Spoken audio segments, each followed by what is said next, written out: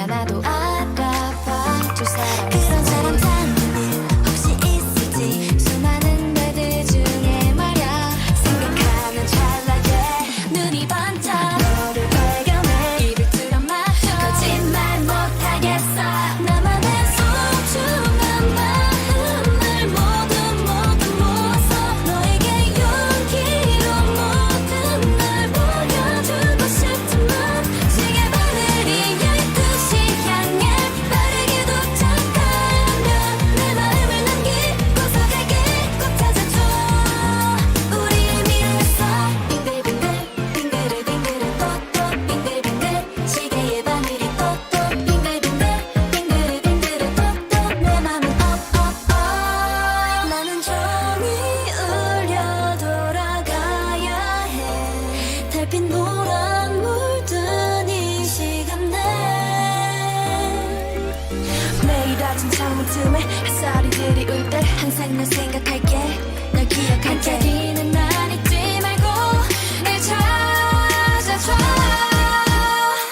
지금부터 나를 가득 채운 너를 모두 모아서 그대가 날 찾을 수 있게 밝게 빛나줄 거야 12시간 넘어 나는 다시 돌아가야만 해요 내 마음을 남기고서 갈게 꼭 만나자 우리의 미래에서 빙글빙글 빙글빙글 또또 빙글빙글 시계의 바늘이 또또 빙글빙글 빙글빙글 또또 내 맘은 너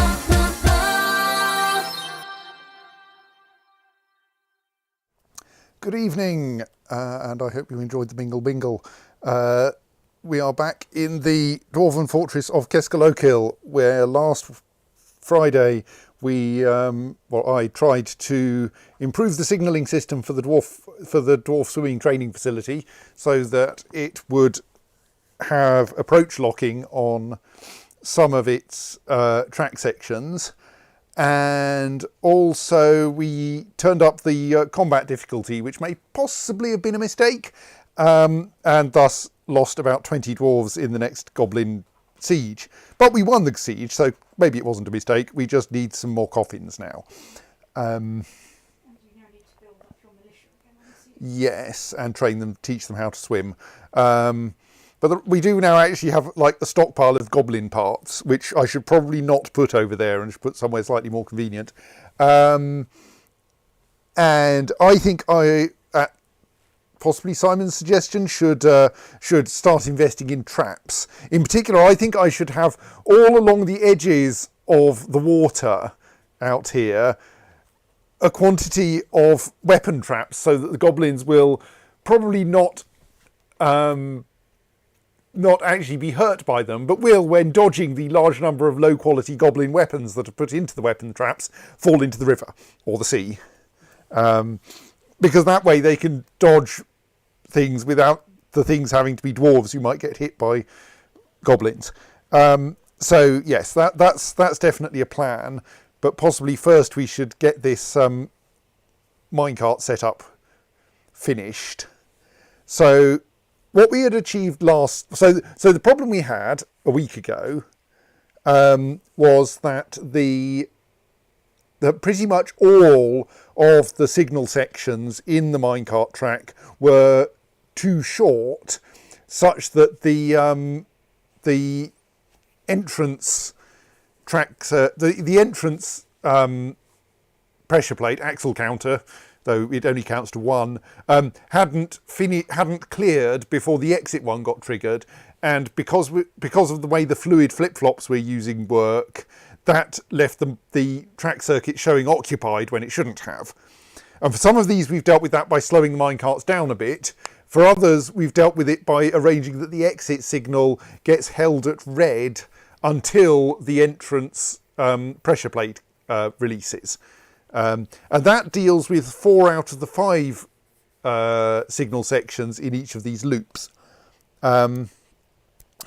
Incidentally, I spent some of yesterday reading the railway standards for track circuit block, and thus concluded that while they're a bit uncertain, There seems to be an amount of uncertainty what the word block in track circuit block and absolute block means. They're more in favour of using section for the bit between two signals than block. But they're quite happy to say that the space between two axle counters is a track circuit, even if it's not actually a track circuit. Anyway, we do still have one section that we haven't fixed, which is the one from N5 to N1, i.e. the one protected by N5, because that would involve adding an extra gear assembly to each of these and then finding a way to power it, which would probably involve yet another vertical shaft, and then we're going to have to work out a way to attach it to the windmill, and that's all complicated. So I think I should try a third technique, which is to replace my fluid flip-flops with ones that are better behaved but more complicated and slightly more dangerous. And that is flip-flops where the state is held in a minecart, or rather two minecarts. So essentially what we'll have is a pair of minecarts of different weights, and one of them will be on a pressure plate and one of them will be adjacent to the pressure plate and on a roller, and when you fire a roller they'll move so that the other minecart's on the pressure plate and the minecart that was on the pressure plate is now on the other roller, and this will become more obvious when I build it. And the consequence of this will be that if both inputs are activated at once, the whole system oscillates, and then when one of them is released, it settles into the state that corresponds with the other input, which is what we wanted. Steph asks, can you make things out of goblin bits, maybe chairs? No, dwarves consider it, I'm not quite sure whether it's immoral, but something like that, to make trinkets out of your enemy's bones, out of your sentient enemy's bones. The one exception, and I'm not sure this is so much a matter of morality as of pragmatics, is if a dwarf is in a strange mood, they might murder someone and then turn their bones into furniture. But I think that probably is still considered a somewhat immoral act, not least because it kind of comes with a murder. It's merely that they will use things made out of sentient creatures' bones. They won't make things out of sentient creatures' bones. So if you find a stoked throne lying around, you might use Yeah, if we find a goblin bone throne, we could use it. But absent a strange mood, dwarves won't make furniture out of goblin bones. Actually, I think in general you can't make furniture out of bone anyway. I think you may be limited to trinkets, except where it's strange mood. There is at least one dwarf bone grate in the listing of artifacts that we can get at. Why is someone on that staircase with a dead goblin? I mean, there are people everywhere with dead goblins because there are so many dead goblins, to be fair. Oh, excuse me, that was an exciting hiccup. I think I found a bunch of bones, yes. Like, there's a tooth. What's that tooth doing there? No, that's limonite. That's not a tooth. That's a tooth. I think it was extra spicy vegetable fried rice. For some reason, they put chilies in my fried rice, which, like, I'm not complaining, but they don't usually. Right, let's mark. I think things that fall into the river occasionally fall through the bottom of the river, and thus end up underground in surprising ways. Wow, there's a lot of rubbish in there. Let's unforbid it. That will make the dwarves even happier.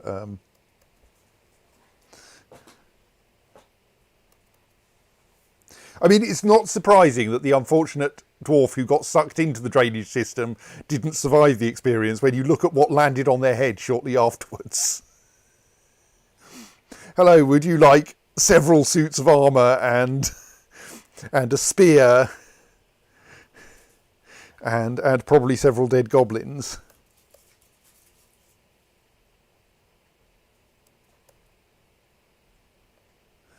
Right. So that's the stuff that got sucked into the drains, mostly marked as not forbidden. Probably the bits that are teeth should be marked for dumping as well.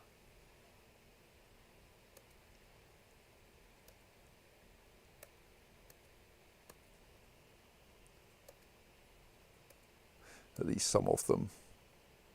Maybe this would be easier if I allowed everything else to be collected. It's not like miasma in there is going to be a problem.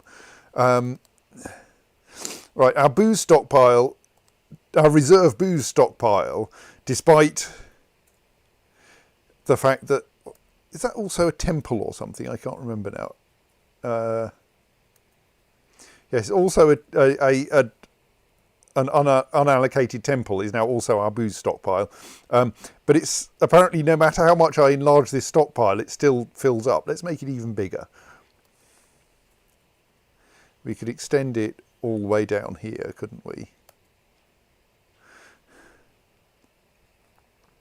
Oh, and while this is clear, I had an idea up here, didn't I? Which I didn't mention, which was to dig out all of that rock and move the wall back,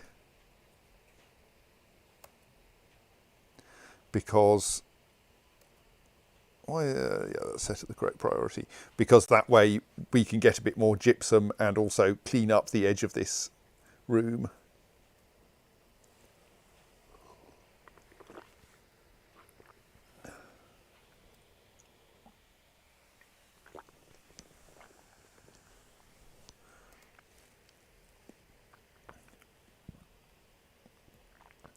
So, yes, someone's been stung by a honeybee. Yeah, mandates, yeah. Oh, we've probably got a new king who might like to be assigned the royal quarters, mightn't they? Since I can easily find my royal quarters at the moment.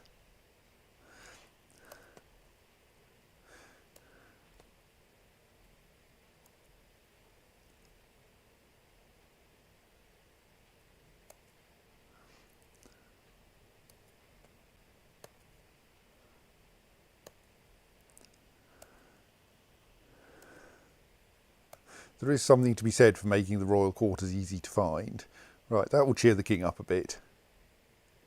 King doesn't have a tomb because the old king is buried in like this enormous thing here, which is nominally the king's tomb. No one actually seems to have got oh, probably the king is still lost in the river somewhere. Oh, I worked out what was rotting here, didn't I? Oh, there's a rotted head, yes. Well, we'll leave the head to rot for now, but someone will probably move it up into the goblin bits stockpile. There's a load of forbidden arrows there. Let's unforbid the arrows. Then they can safely be melted down. Also, why is there an anvil in our barracks? That's just confusing.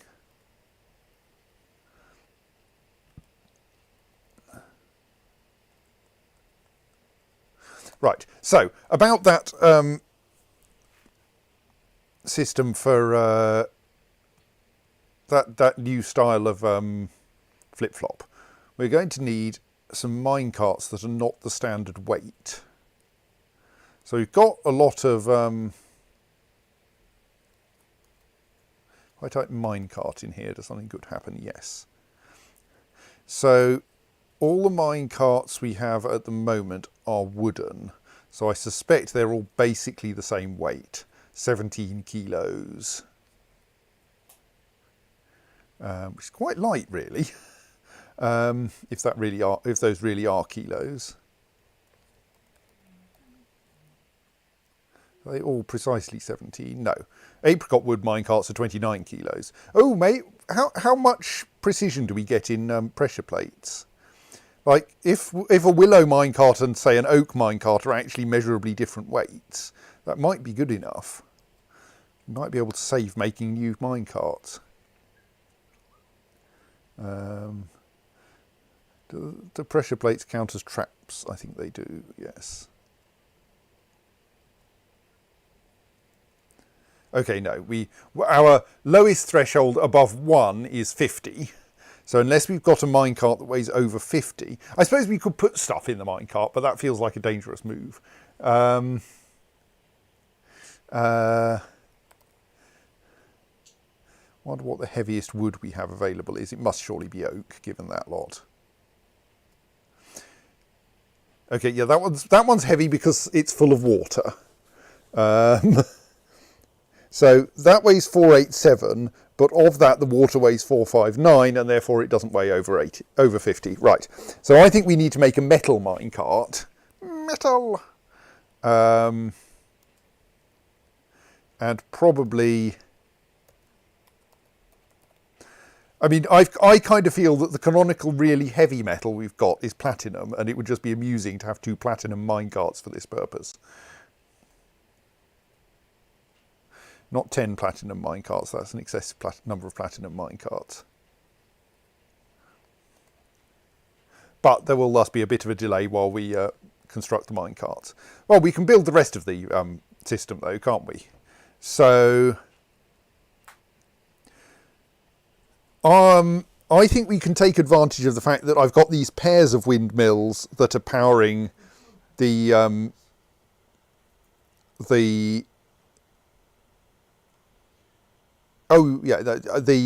approach locking, and I think so.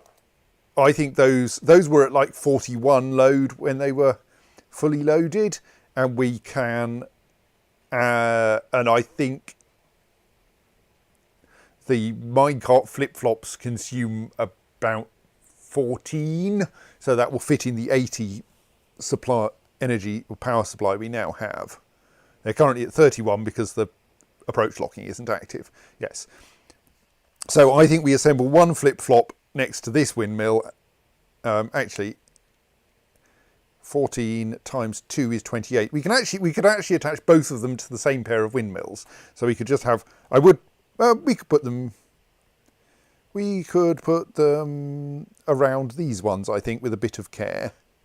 Possibly demolishing that ramp and putting it somewhere more useful.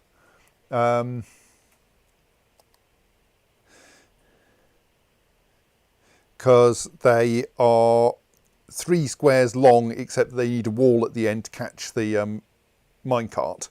So we could have them just like sticking out here and here. Or maybe a bit further out so that they don't tangle up with that ramp. So let's start constructing by putting in some tracks. Oh yes, actually, small military thing. Let's set I've appointed a load of new soldiers into the non-amphibious squads. So let us temporarily set all of the non-amphibious squads to continuous training in a desperate attempt at getting them up to a decent skill level. This will reduce the number of people we have available, but I think we want to train people as fast as possible. Right, so we're going to want some tracks for the minecarts. And those will run just 3 squares there.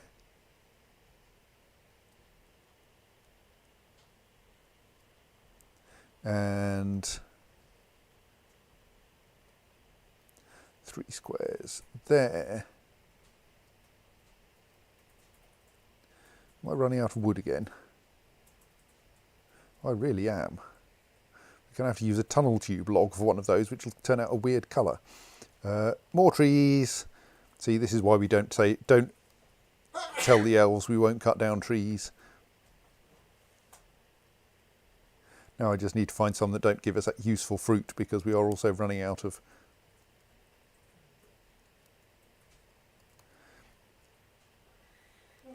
them. Right, let's fell a few willow trees. There are some other things I want to build, but we'll save them for later. Right, then we're going to want a wall at the end of each of those tracks to stop the minecarts.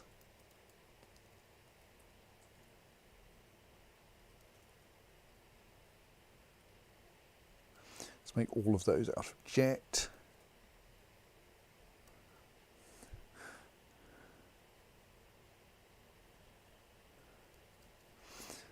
I don't think the fact that these that the ocean waves keep washing across these will be a problem. And then we will need some gear assemblies. Happily, we have plenty of mechanisms.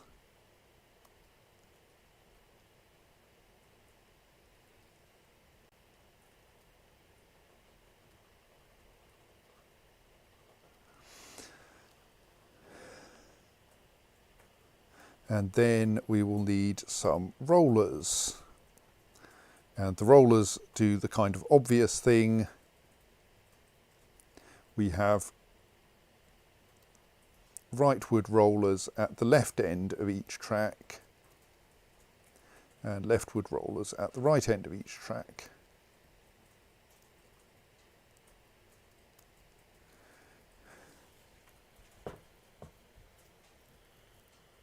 And then in the middle we put a pressure plate which should activate on a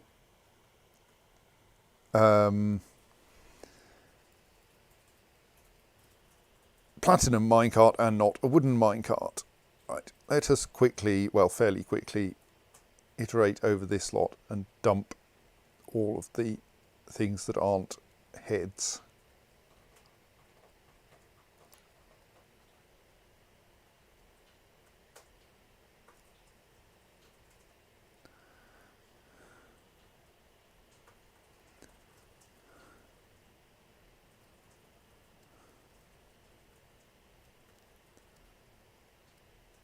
Actually, wonder if it might be simpler. Can I move the... Things knows this item is showing somewhere. Can I just click on them in succession? No, I have to press escape after each one. How infuriating. Would still possibly be quicker to mark the whole lot for dumping and then undump. Not in the way that Emacs does. Oh, then I can just mouse over them and go, which one, where is there a head here, and undump the heads.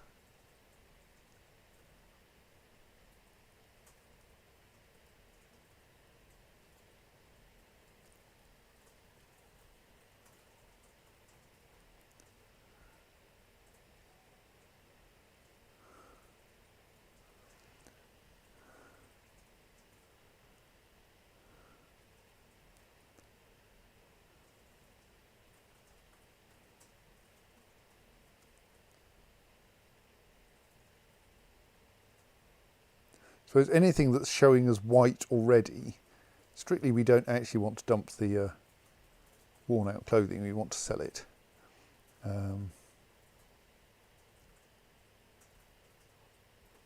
Anything that shows as white now is probably a tooth because things haven't rotted to bones yet.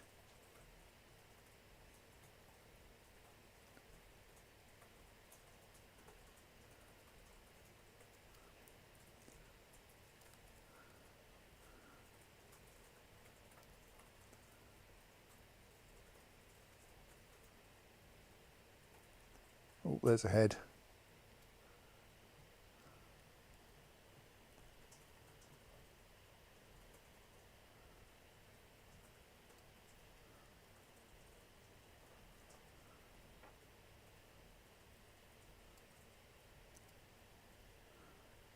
You need some more. We're going to need quite a few more pedestals, aren't we?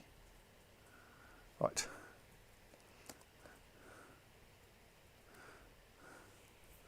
Right, and the elven merchants, whom we successfully bought a load of fruit from, are leaving.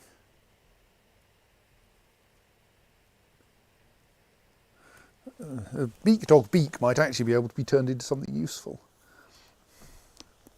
You think like you'll be able to make an axe from it or something? Yeah, I think it's not very hard. Can you carve it into the model of a small dog? So you're a beak dog. Maybe.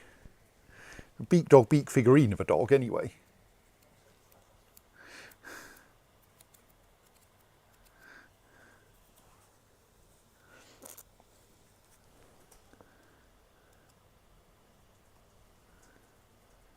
Pedestals. Says someone else. Thank you, Jacob.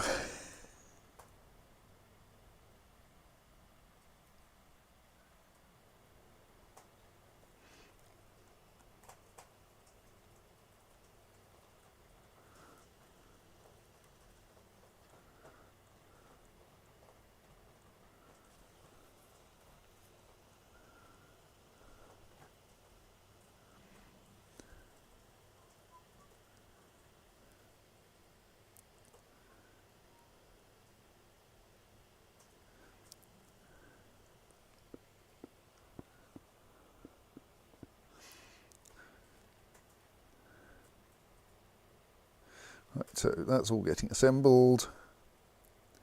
Dwarves are taking a large number of individual goblin teeth away. Something is rotting, something is always rotting. I think there is a slight problem of people bringing in dead beak dogs.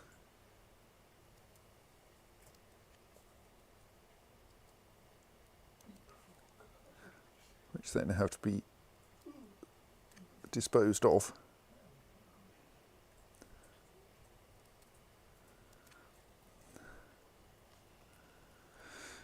Right, I enlarged that stockpile. It's still full of barrels.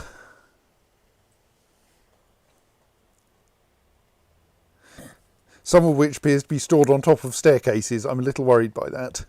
Probably okay, but...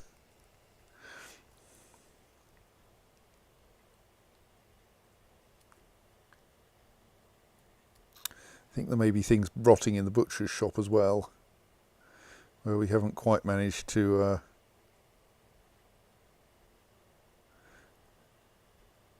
get them cooked fast enough.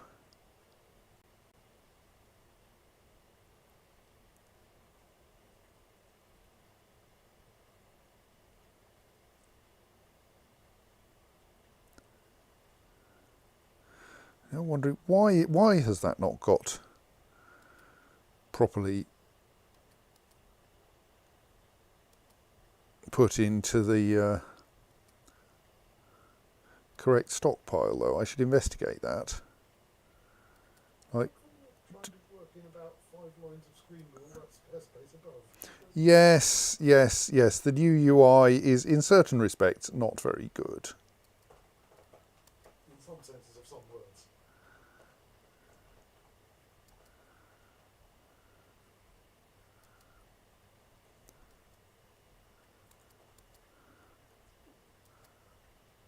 I'm going to pause simply so that I can then investigate where this food should be being stored.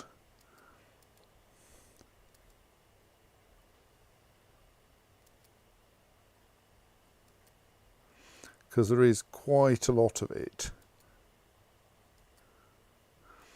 Like, someone very efficiently butchered all of these beak dogs and then very inefficiently left all the bits of butchered beak dog lying around the butcher's shop rather than like putting it somewhere safe.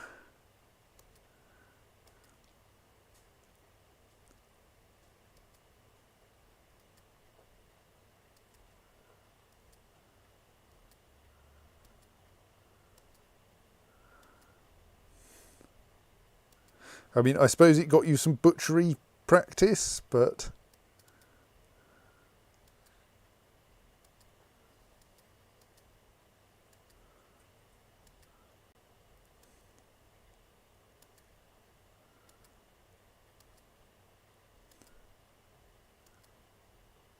wow, there's a lot of it.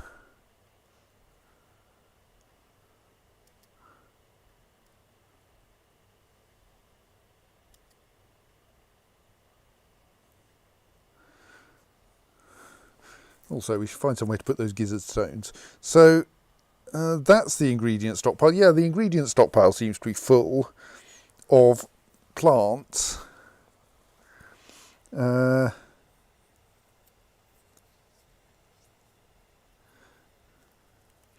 I just need to, like, set up a suitably enormous stockpile somewhere?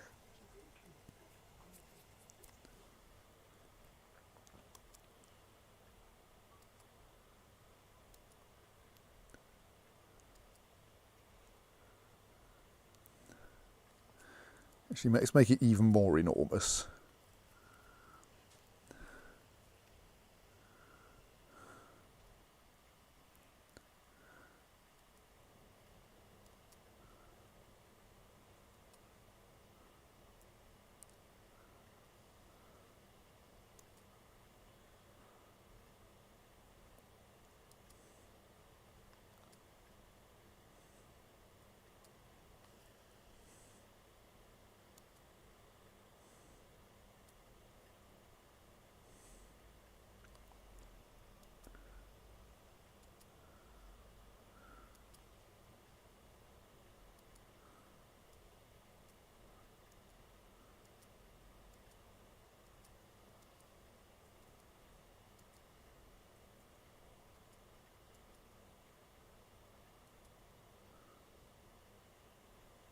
Thing is, there are some seeds I think you can sensibly eat. Lentils. For instance, yes. But let's leave the seeds out of this one for now because they won't rot anyway.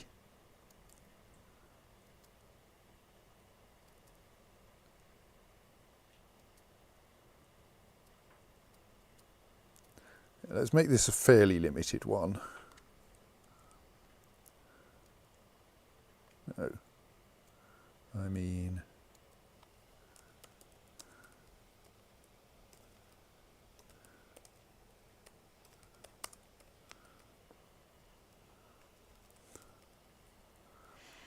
And we'll then set that one up to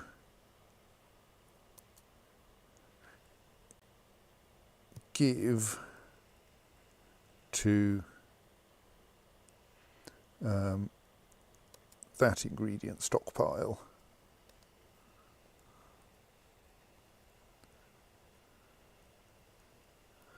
Hopefully that will get a bunch of rotted food moved to somewhere where it won't rot so much. So that one is only taking from the upper ingredient stockpile, so there might be a bit of a problem of not actually being able to cook it anytime soon, but that shouldn't be too much of a problem. And like we can start splitting things if we have to.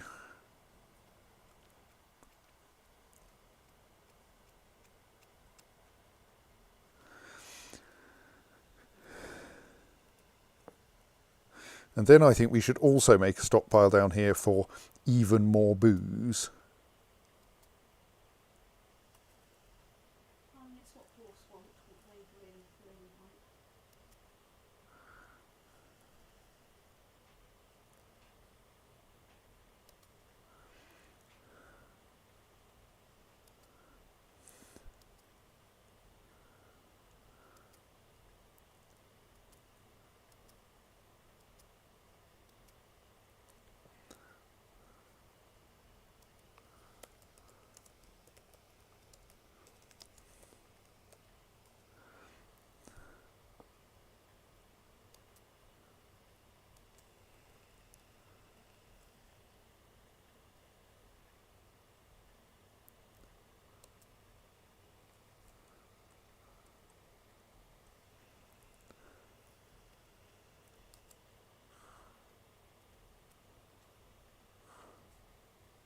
What's that food stockpile for?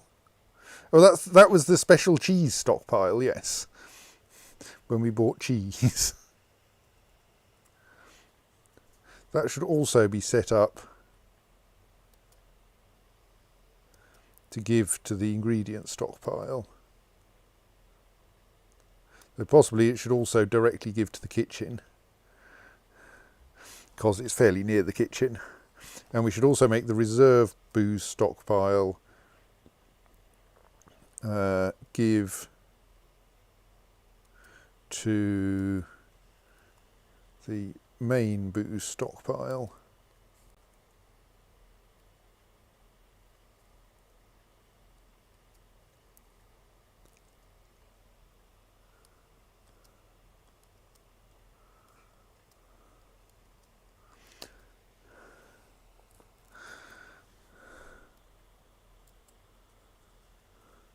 Right, so have we got those minecarts yet? Yes, it looks like we have. Right, so now we have some platinum minecarts. A platinum minecart weighs 856. So if we say put the threshold at 500, that would be fine. So let's build a couple of pressure plates.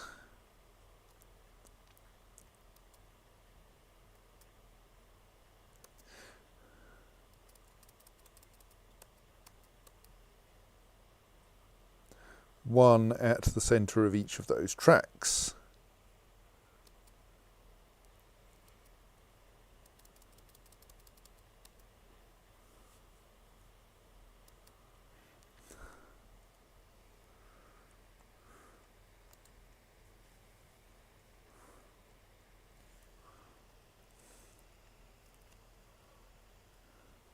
Yes, while dizzy, it reminds me of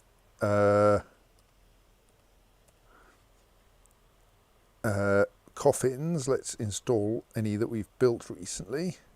Only a couple.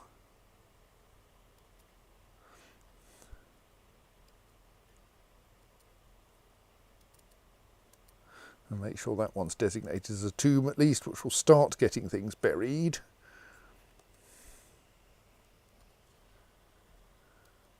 If we have any doors, we could also install them down here. Right.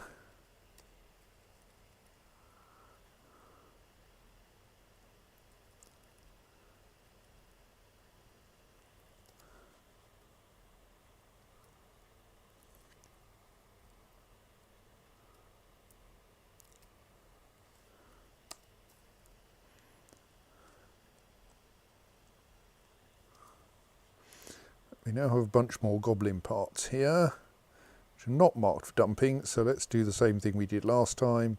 Mark the entire dead goblin stockpile for dumping, and then iterate over it looking for heads. Obviously this will get gradually less efficient as more and more of the stockpile is full of heads. I suppose that means that we should now that they are rotted down to just skulls, we should probably start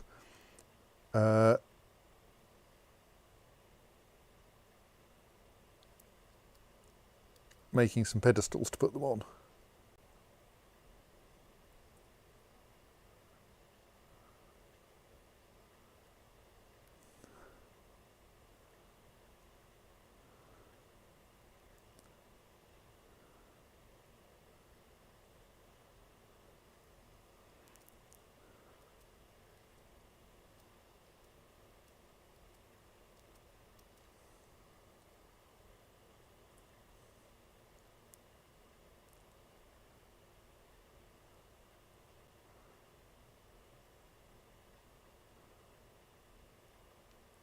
I suppose the dwarves' dislike of butchering sentient creatures extends to not feeling it's appropriate to remove the goblin's head after the goblin is dead. It's acceptable, obviously, to remove a goblin's head while fighting with the goblin, but once the goblin is dead, you can't then sever the head from the body, and so you have to just throw away the entire thing. Right, let us also request the construction of at least 10 rock pedestals.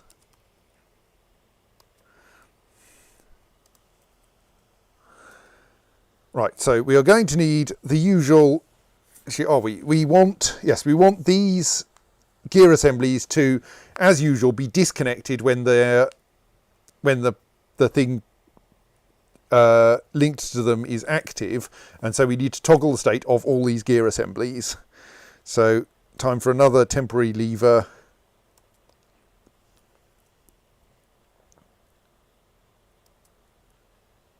And then we'll link that to all the gear assemblies. We're going to rather need to do that before we try to install the minecarts. They're actually, well, all right, no, the platinum minecarts are already up in the minecart stockpile, so they're quite nearby. That's nice.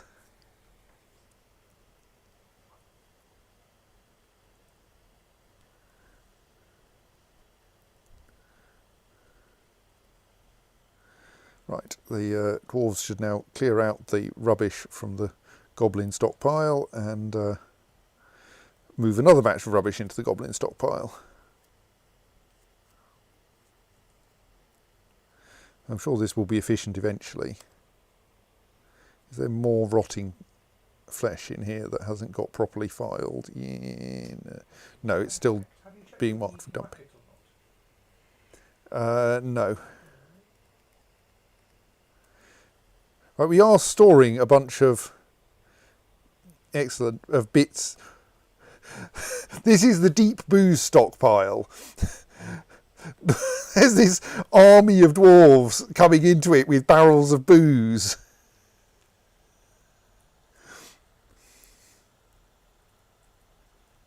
That really is quite a large army of dwarves with quite a lot of booze. Well, that just goes to show what a clutter it must have been making elsewhere. Yes. And at least we have... I believe that once meat is in a stockpile, it can't rot.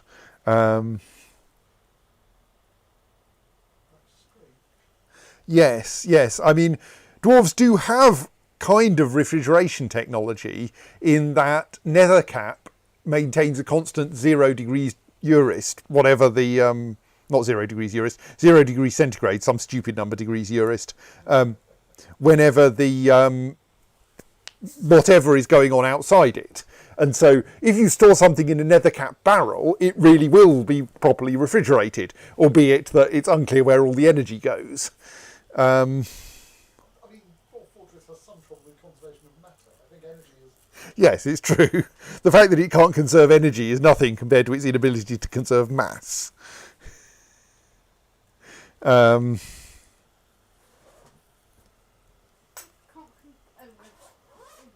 regards to the weight of minecarts. For instance, or the way that that if you repeatedly melt down a minecart and then forge the material you get back into minecarts, you get a slow. I think it's minecarts are one of them. You get a slowly increasing amount of metal each time. That goes with the standard Murphy's Law saying that if you take something apart and put it back together again enough times, you'll eventually end up with two of them. So, right, that lever is now... I was thinking of water going back from 1.7. Yes, if you melt and freeze water, you get a similar thing. Though that at least kind of has the excuse of we record the ground in units of 1 tile and water in units of 1/7 of a tile. So we want to link this to each of those 4 gear assemblies.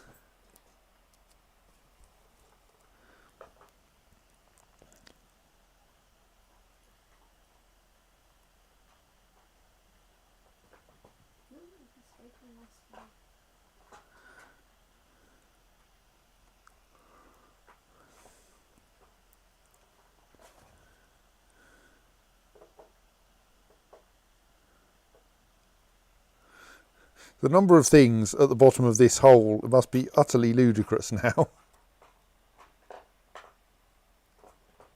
It is certainly quite large.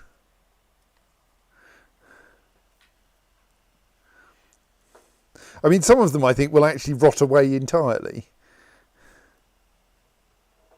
I think we have finally got enough stockpiles to hold all our booze, though. That's nice. And actually, the ingredient stockpile is not in a particularly bad way. Are we currently actually able to make meals? Maybe. Though possibly by cooking fruit we should be brewing instead. Let us attack the... I mean, there is an argument that we have enough booze, but I don't think that's possible. Don't cook apples, don't cook papayas, brew them into something interesting instead. Ditto, carambolas, mangoes, lychees. Is the plural of lychees lychees? Of lychees? Dates, guavas, custard apples, pears, I mean that's even a sensible drink, pomegranates. Right, all of those are now marked don't cook, just brew.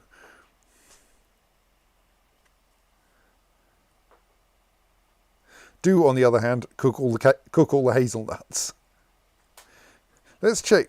Is the ingredient stockpile actually allowed to have those? Do I need to adjust the ingredient stockpile a bit? Oh, the ingredient stockpile doesn't currently allow us to have things that we might want to cook. So let's turn on acorns and almonds and fairly sure we can cook some of these, and hazelnuts surely are in here. So maybe I just search for nut. Hazel and macadamia and peanuts at least, and walnuts I'm pretty sure we can cook.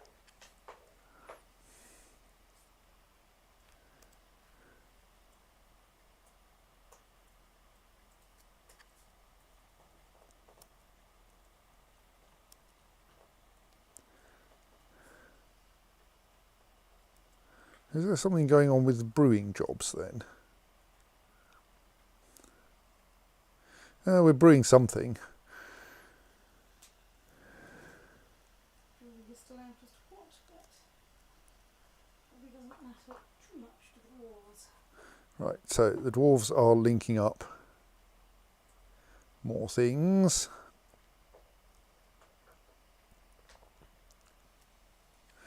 That still has a few jobs to go. So let's try setting up some traps. If we ask to install a weapon trap and say put it let's just put it in this little gap here, just put some in this gap here behind the pedestals. We can then we've got some mad thing who wants to install all the picks, don't they?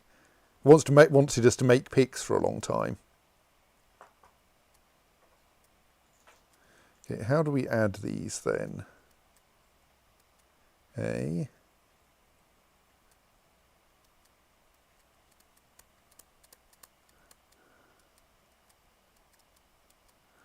assume there must be a way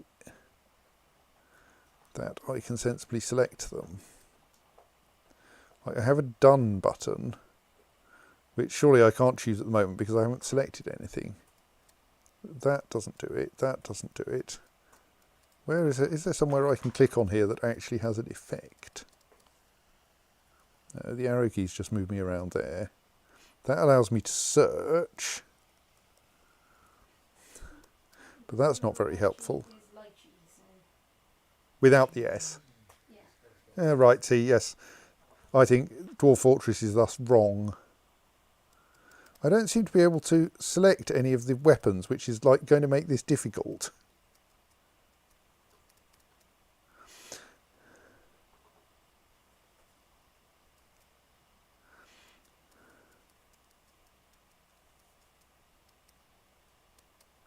And there is a done, it did say done.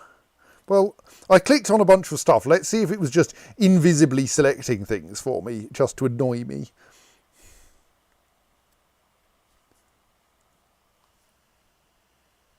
Oh, it might have been set to use closest object, which probably caused terrible confusion.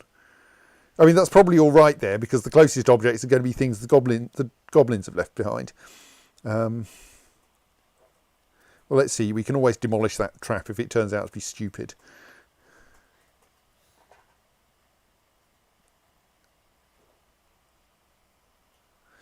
Have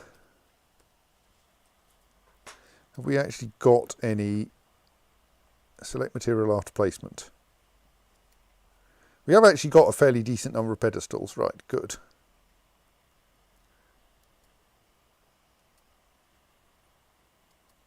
Possibly we should start leaving a gap between the pedestals and the river to put traps in.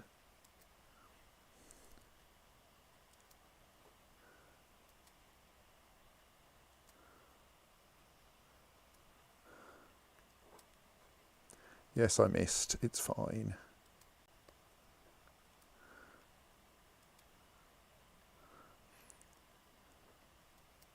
Oh, we can't get any closer to the edge of the map than that, right? Have to stop building pedestals over there then. No, not there. That wasn't where I meant to put it.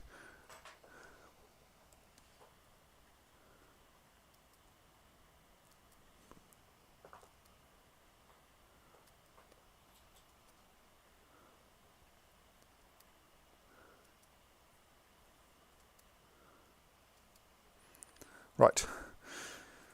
That's lots of pedestals. Justin says, can dodging dwarves fall foul of supposedly friendly traps? I don't think dodging dwarves can. I think falling dwarves might be able to.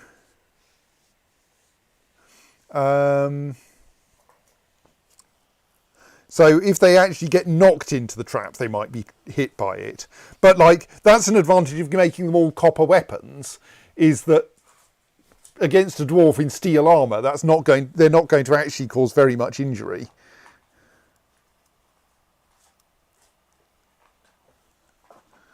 Which we're all duly thankful because, I mean, goodness me, dwarves. Right, that lever is almost set up now.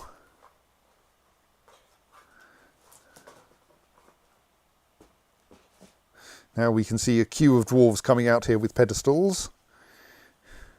All the iDiareses.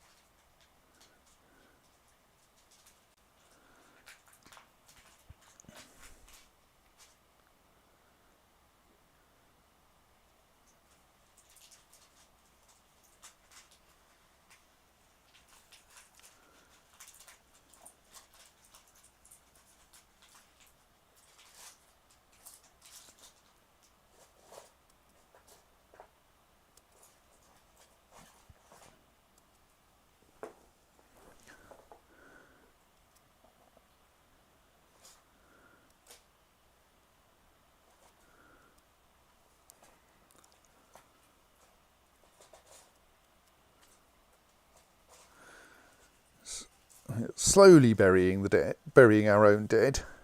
We're slightly more efficient at burying the enemy dead.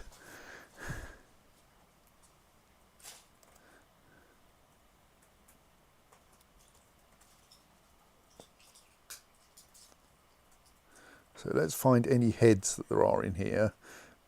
Bucks Ongasom.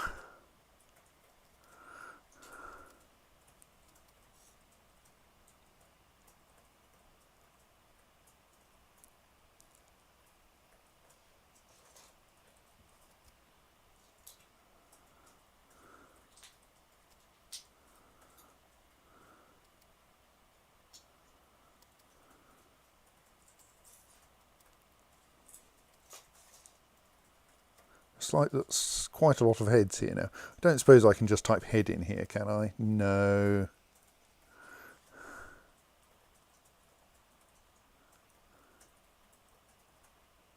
Or goblin? No.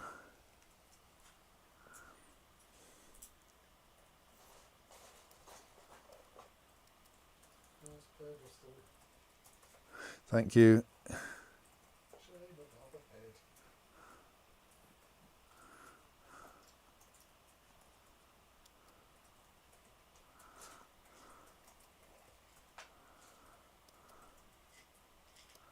We are now reaching the point where the number of body parts we've got lying around is slightly silly. We may have to go and get some magma just in order to dispose of them. Wonder if we can shotgun them off the map. Probably not. I mean, you're going to go with Ballista anyway.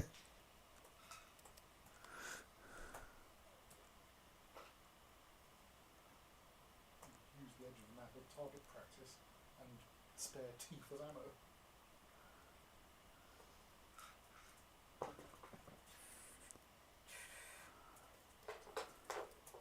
Strodno Loxnos Mastrog.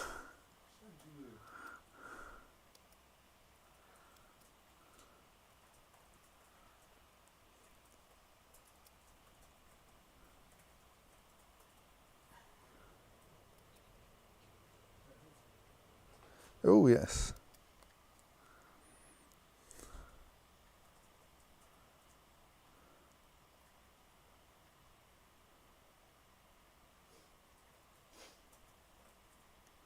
Smuntsu Usnan Guslu. At this point, we can't even afford to see them start saying things like that.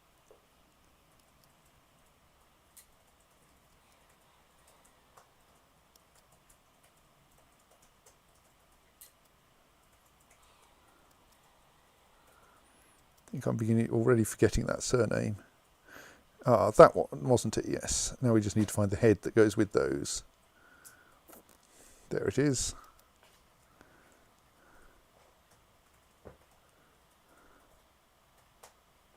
Ooh. Zus, where was he gone? Zusp gas Slaxon Olsto.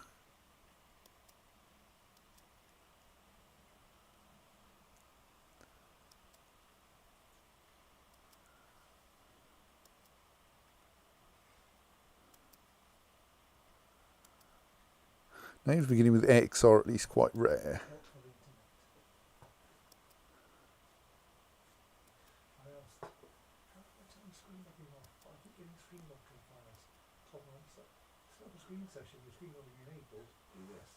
That's how to turn off screen, which happens to have screen on enabled. What? Just read the question like that.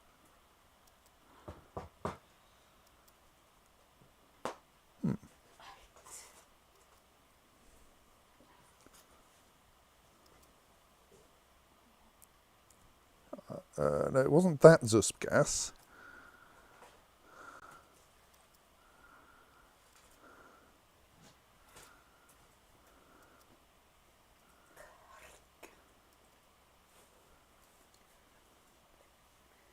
Was that Zusp gas, but we want a head.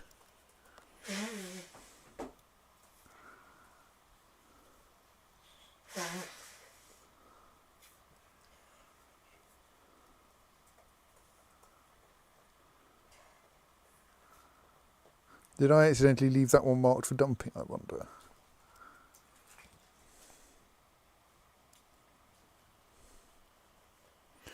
Oh, that's one that's still only rotten. That might be the problem. They might not want to put rotten heads on there.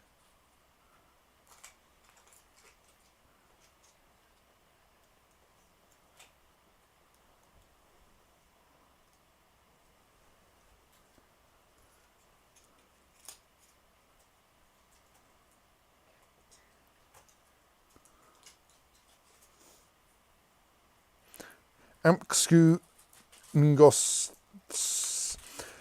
Ngosonatong.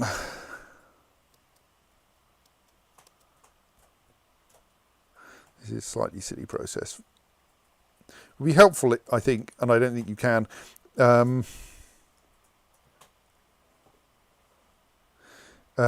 If I could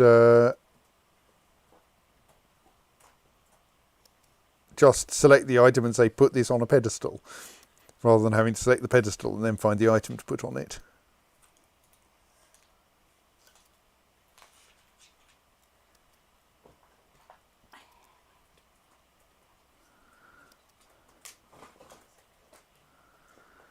Also slightly worried that I've forgotten that name. Ngosolasom was, I think, what I remember.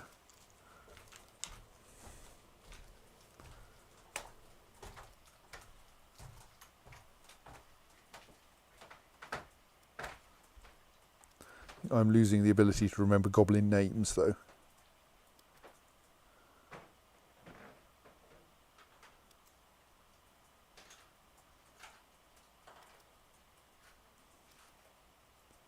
Actually, it's quicker to scan down the right edge for heads. Possibly I should just put every plausible goblin head on here, but I don't know if I've... Surely this isn't showing me all the ones that are already on pedestals, because there would be far more than this, I think. That was the one, wasn't it? Yes.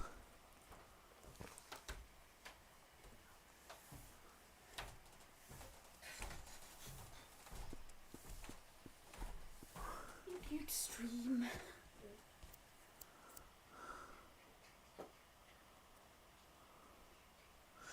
Okay, certainly there are some weapons being inserted into this weapon trap, even though I don't remember which ones I asked for.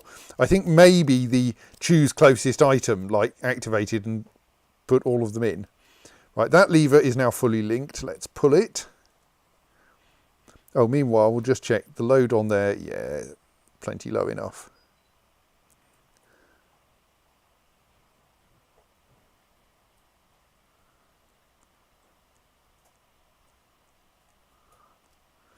I think though those are both bits of pets which we can just dump.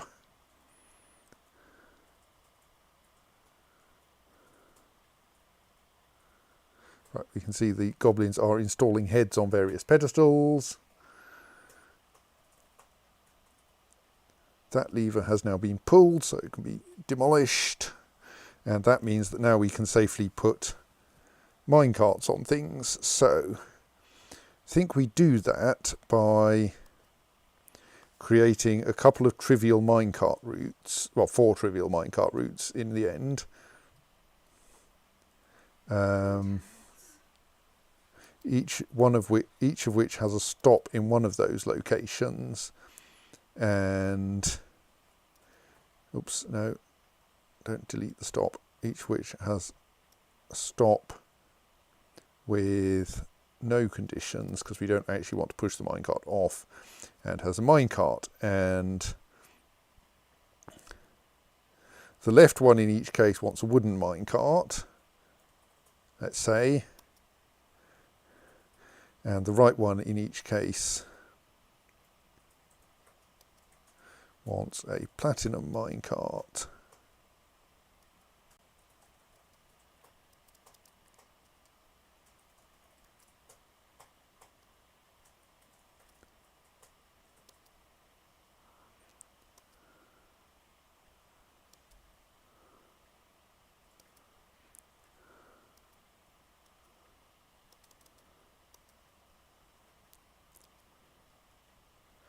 Using a willow minecart for each one, because those are the lightest minecarts we make if I've got 2 willow ones available, which I haven't.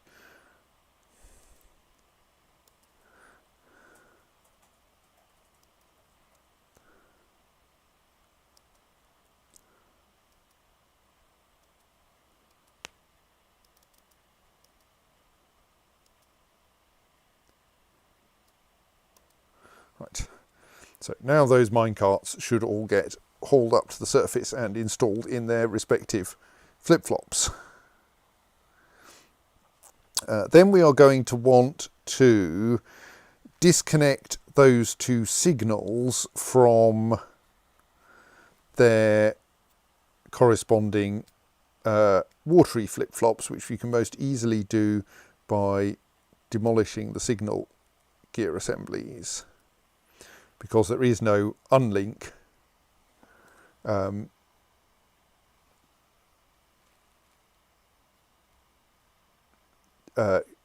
machine option.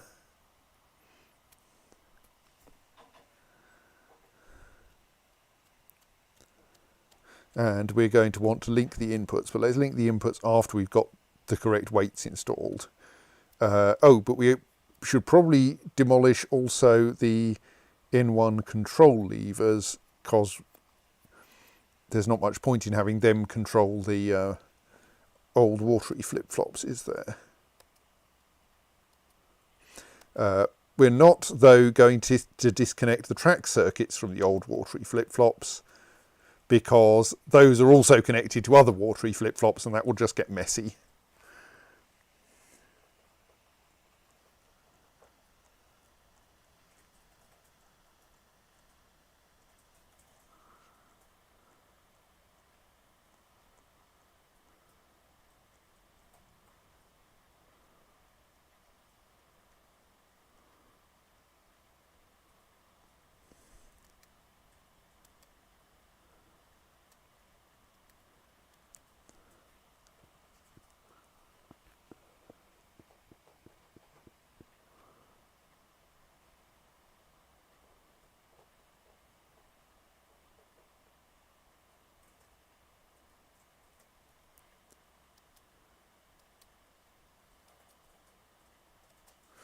Right.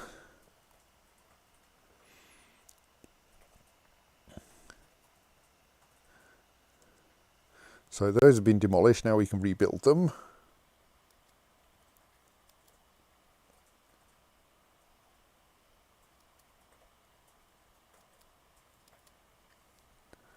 Then we're going to need to connect them to a lever to toggle them again, aren't we? Let's build that lever then.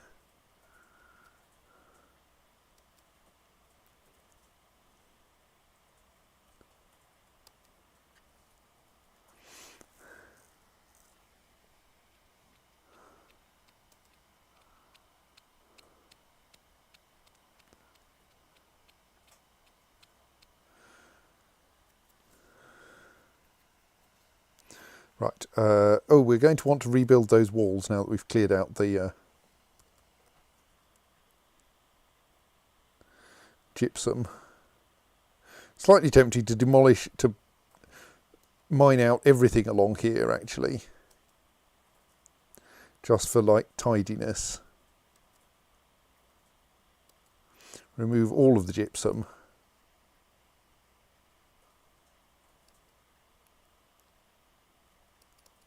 And replace it with something else that might well turn out to be gypsum. But, like, will be nice block walls.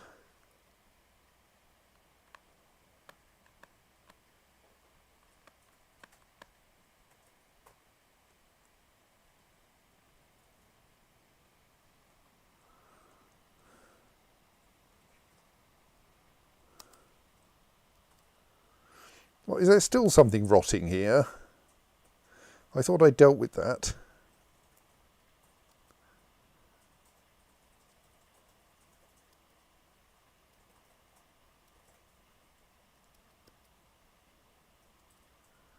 No, apparently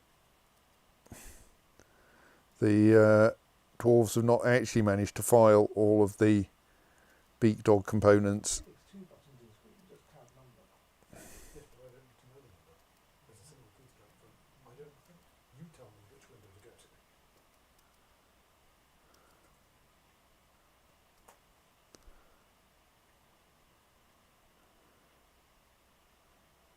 Right, well, that's marked a few more things for dumping which might be rotting.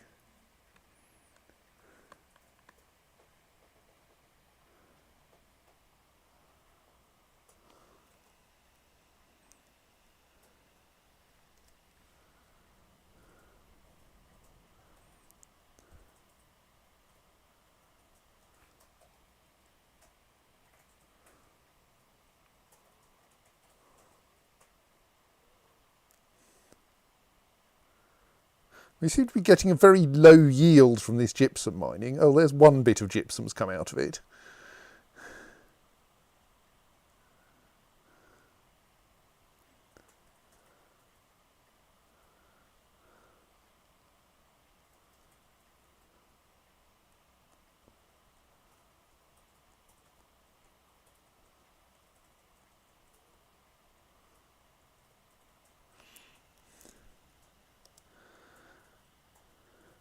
Right, so now this temporary lever needs to be linked to each of those gear assemblies.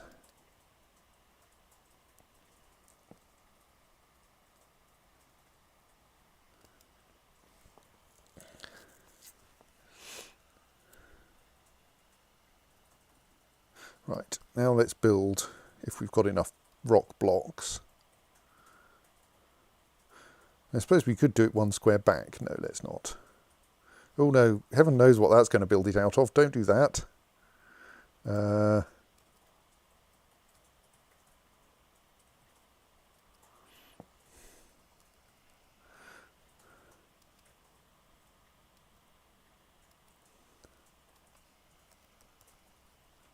we haven't got enough blocks for this.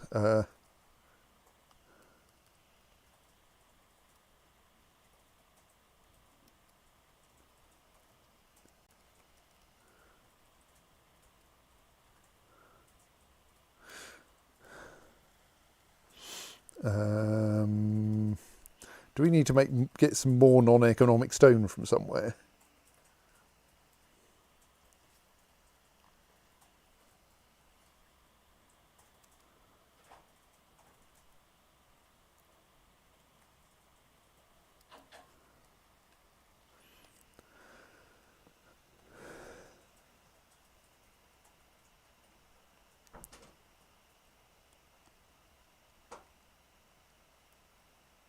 Curiously, that temple is very popular now.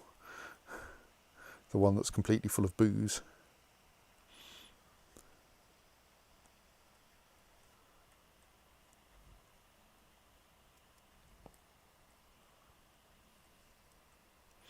Yes, we do actually have a rock shortage. One of those rather embarrassing situations that you can get a fortress in if you're not paying adequate attention.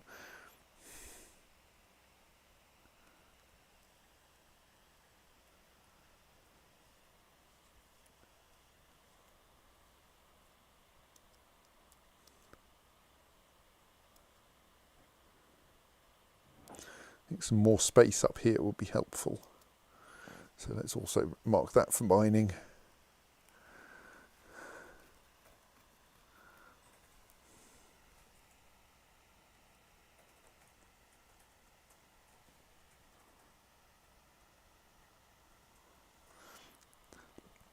Right, so now we have... Is that minecart full of water in a really unhelpful way? Yes. That's not a good minecart to use for this job. Right, let's check the other minecarts. That minecart is empty. That minecart is empty. That minecart is full and strictly underneath, below the weight. Okay, that one is safe. It's stupid, but it is actually safe. It is just below the weight threshold I'd set, despite being full of water.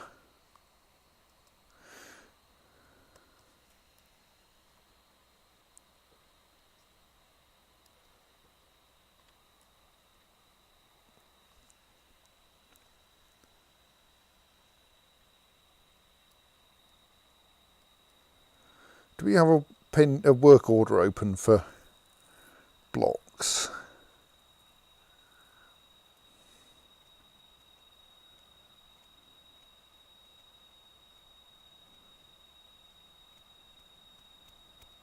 Yes, what are its conditions? Do we really have... what? How is that evaluating number of rock blocks we've got then? Surely it doesn't count the ones that are like built into walls and stuff. Yes.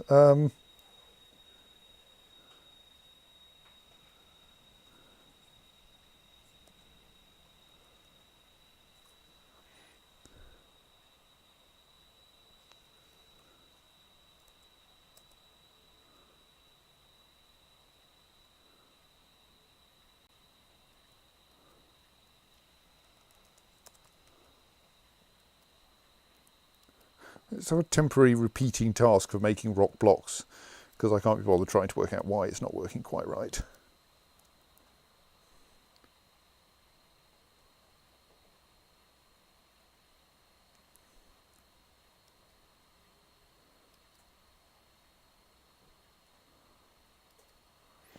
That row has no heads in it.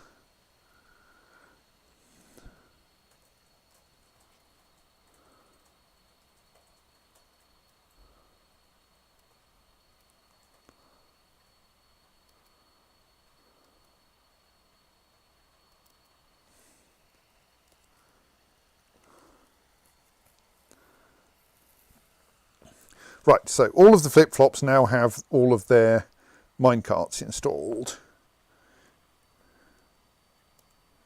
So now we can connect the inputs to the various things we need the inputs connected to. So we want to make a new N2 empty and N2 fill levers.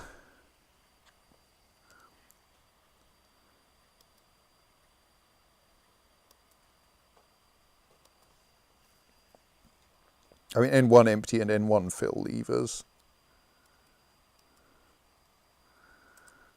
And S1 empty and S1 fill, which will then move the minecarts, and then we can test those. Hang on, you idiot, Harris. You could just have had these levers have different on and off states from all the other levers, and then not bothered toggling the gear assemblies when you built them. I mean, that would have left all of the gear assemblies with the wrong, all of the levers with the wrong parity, which would have been slightly annoying.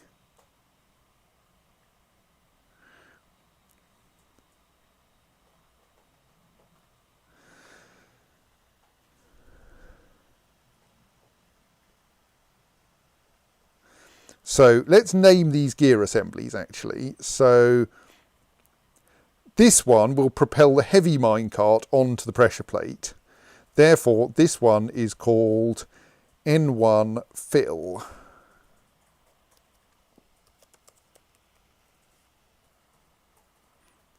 this one will propel the light minecart, though not much lighter, onto the pressure plate and is hence N1 empty. That one is then S1 fill.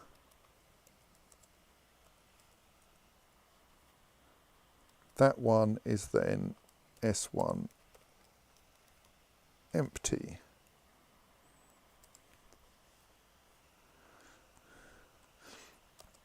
Then we want the entrance to that. Hang on, you're an idiot, Harris. I think it's is it 5 that I want to play with and not that, because that signal is N5, which means it's protecting that block, and it's that block that I care about. No, it's this signal I care about. It's this signal I'm changing, so it's not that block, it's...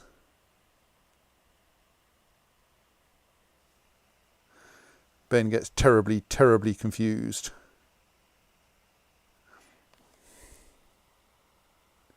Have I got this all wrong or not?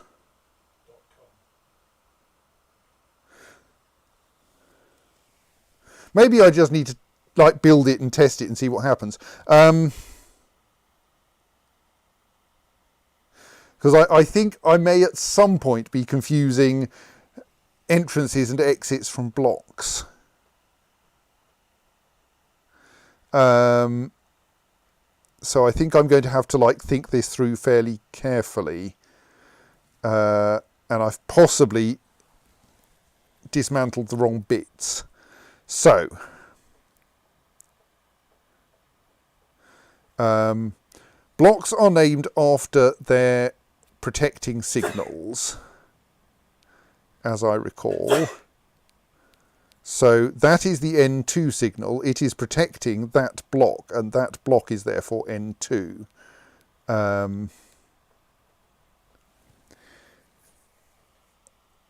That block is managed by speed control of that roller. That is block N2. Block N3 is managed by approach control, N3 detect controlling that gear assembly. If we show linked buildings, there's N2 empty. Oh. N2 empty, but not...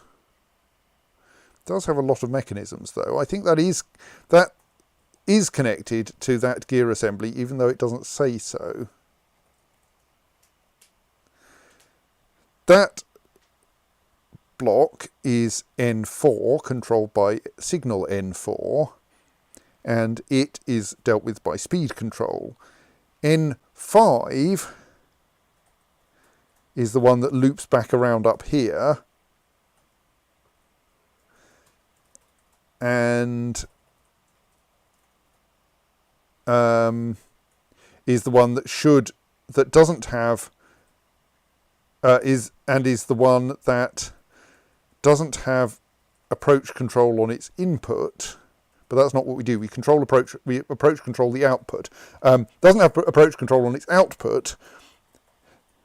N1 though did have approach control, only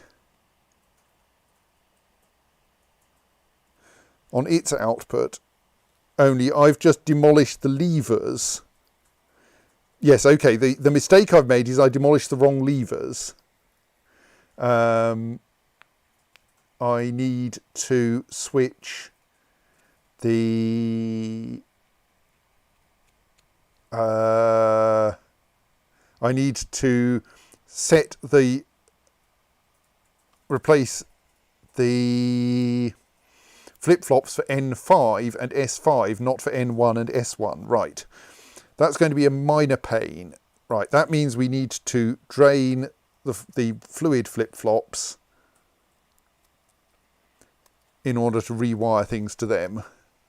Specifically, the levers we just rebuilt when we shouldn't have rebuilt them. Stoats. It's N5 that we should disconnect. Um,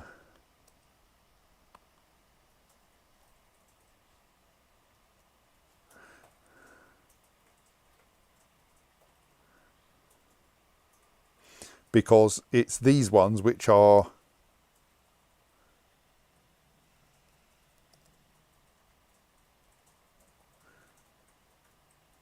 because it's, hang on, I got that right, because those are signal N1, which protects track segment N1, and therefore stop something leaving N5. So those should, yeah, I've got this all very wrong. Oh well, let's get it right. Those ones I shouldn't have demolished. It's these gear assemblies here that I should demolish, because it's the N5 signal I need to change the behaviour of. Right, yes, I think I'm getting this together, but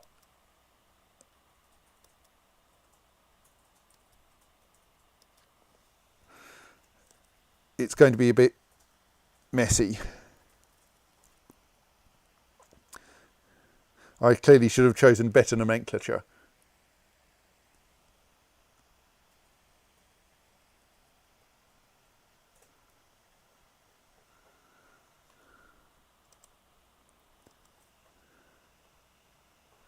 Right, so we have drained some of the water from the flip-flops.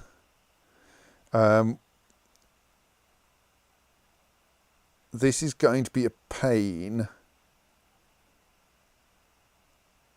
So I need to reconnect N1. I think that actually means... Right, what I want to do actually is forbid all of these minecarts.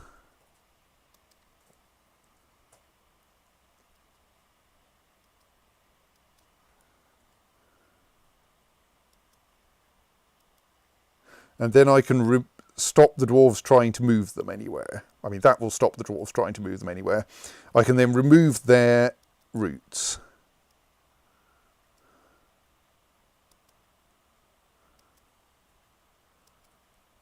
Because the dwarves will not now try to place them back on their back in the minecart stockpile, because they're forbidden. But being forbidden doesn't stop rollers acting on them. Then what I want to do is to do what I did when I first set things up, and arrange to open the doors that these levers need to connect to. So those are going to be N1 empty and N1 fill.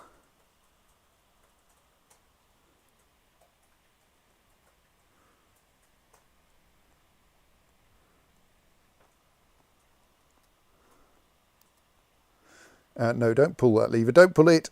Stop pulling the lever. And N2 empty. And N2 fill.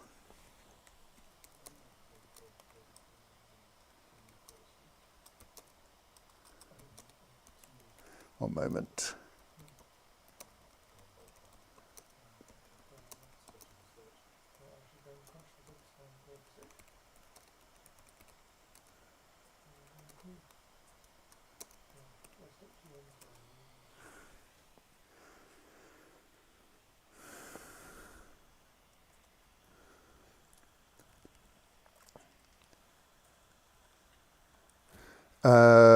So then that tells me what I need to link them to.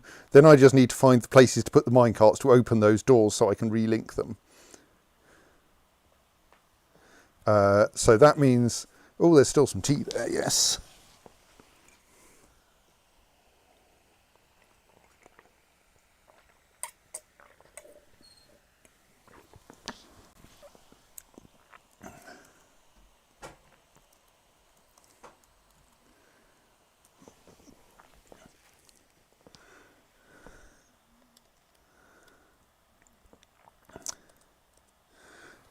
So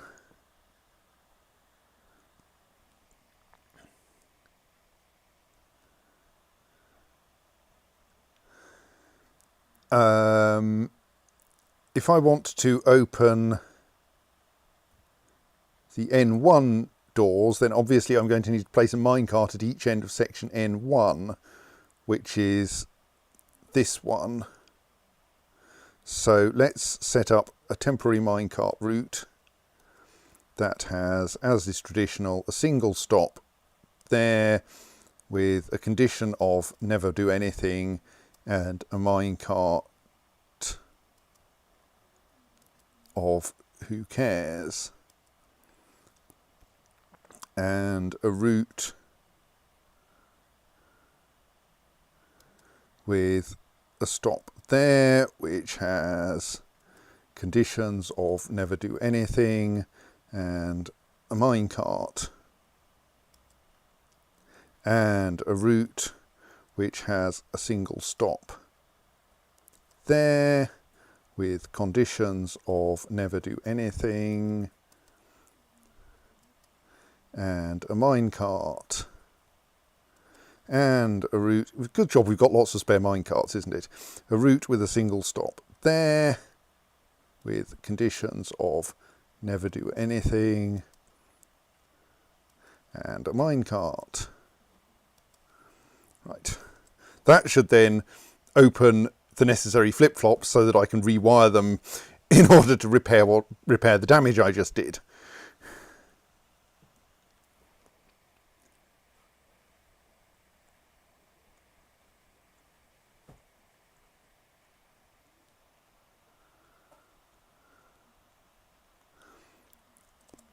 Is that finally wired up? No. I think there's a very heavy mechanism involved in that one.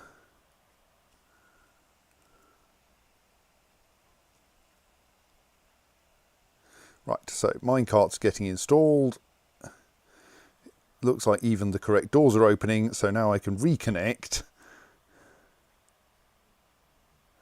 N1 fill to N1 fill, N1 empty to N1 empty. No, those aren't N2, you blithering idiot. That's S1.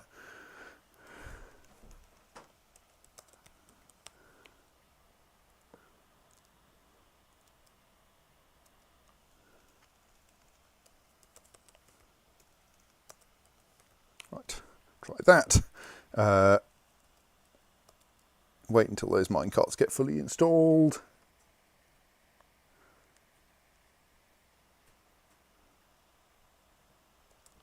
Right, so now we can link up the correctly labelled S1 empty to the newly exposed S1 empty, S1 fill to the newly exposed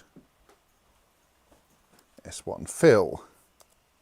And then we can actually connect the correct things to those new gear assemblies, because those are associated with track section S5 and N5. So what that means is, and thus signal S5 and N5. Let's do it by building the signals first. Night. So we want to put a fresh gear assembly in there and there.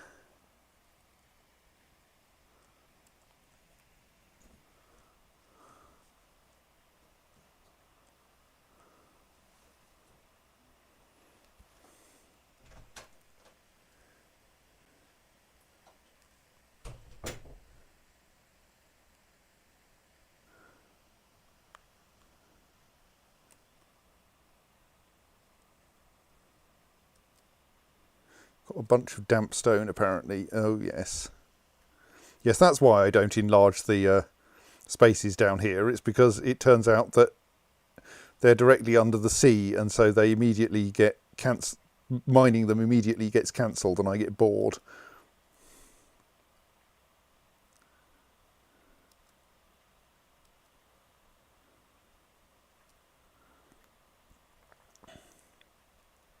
So I have apparently found a slightly damp limonite seam.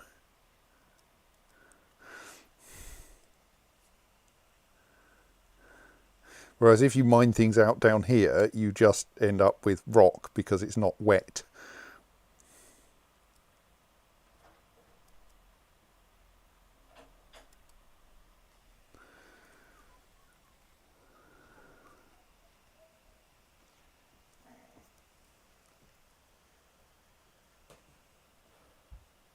Right, we've now reinstalled those, so those are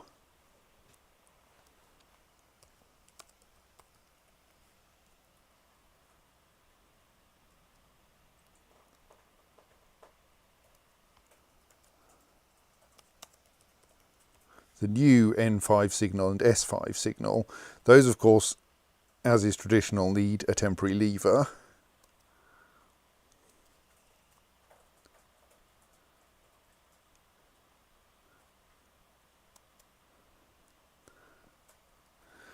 To toggle them.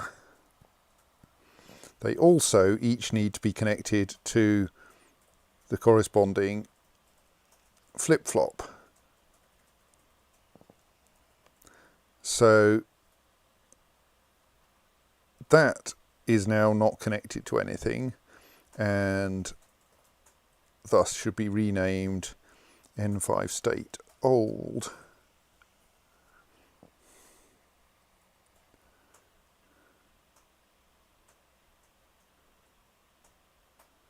That one should be named S5 state old. And instead, that should be named N5 state. Possibly it should be labelled M5TC or something for track circuit. And that should be linked to N5 signal. And that one should be called S5 state and should be linked to S5 signal.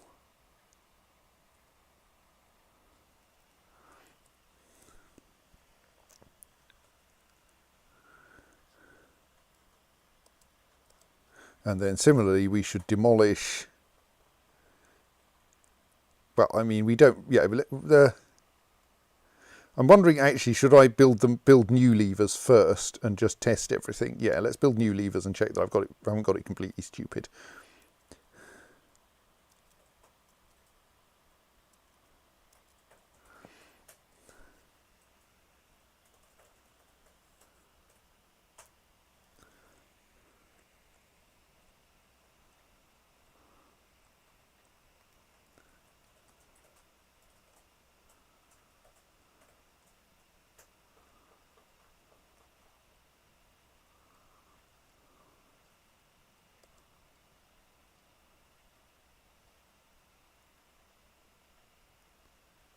Actually,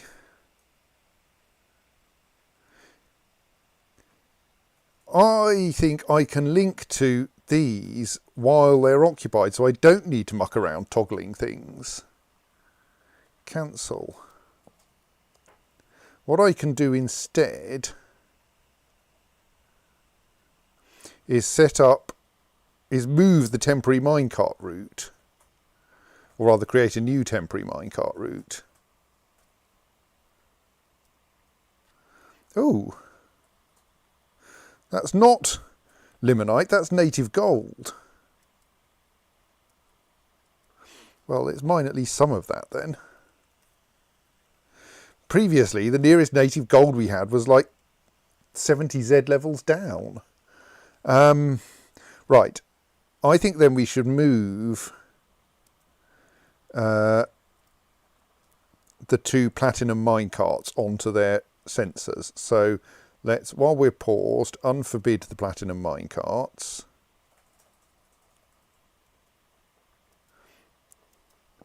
and instead create a new route for each platinum minecart, which will have a stop there, no conditions, and an associated platinum minecart. This is going to turn out to swap the two platinum minecarts, isn't it? Don't care. New route, stop on that pressure plate, no conditions,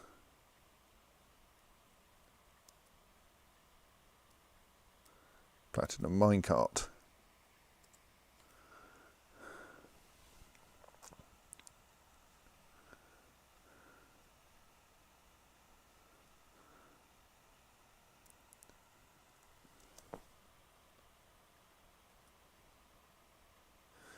Let's suspend those linking jobs, because what I want to do is have those linking jobs done with the pressure plate in the triggered state.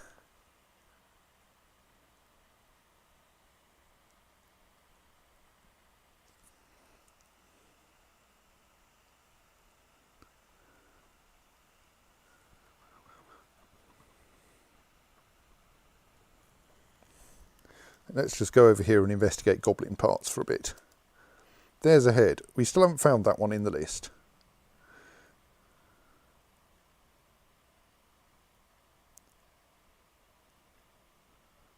Right, we can mark everything else in that row as dumpable though.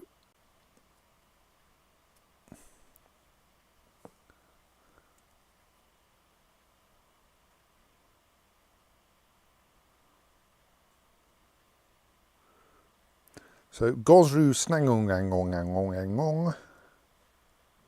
No, that's not actually their name. We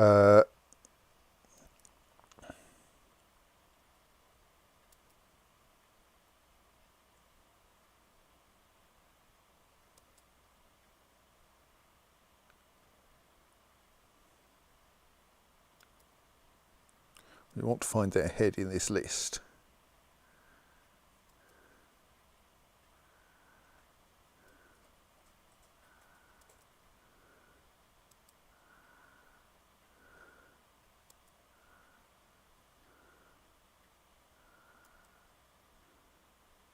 There it is.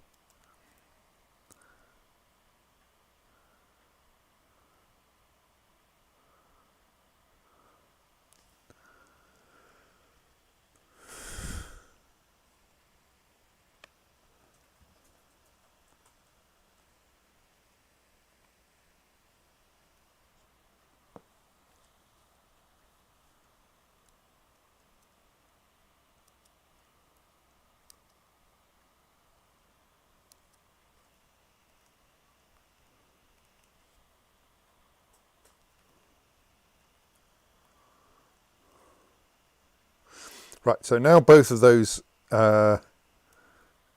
pressure plates are activated. Now we can unsuspend the linking jobs.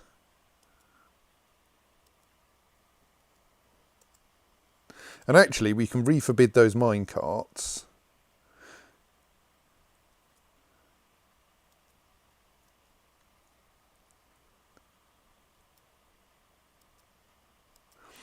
And possibly even remove them from the remove their routes, because either this works or it doesn't.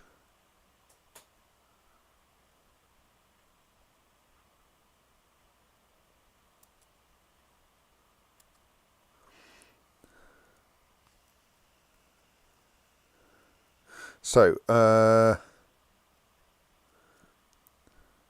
the N1, those levers still have tasks pending. Let's not worry about those yet.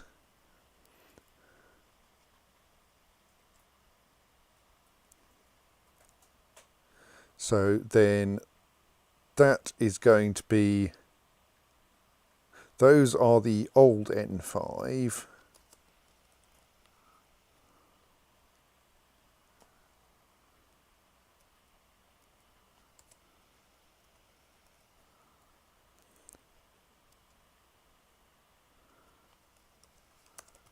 And these are the current ones.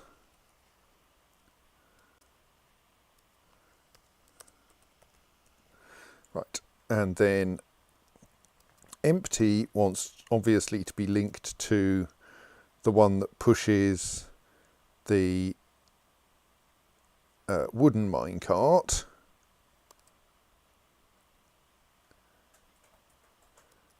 And fill wants to be linked to one that pushes the platinum minecart.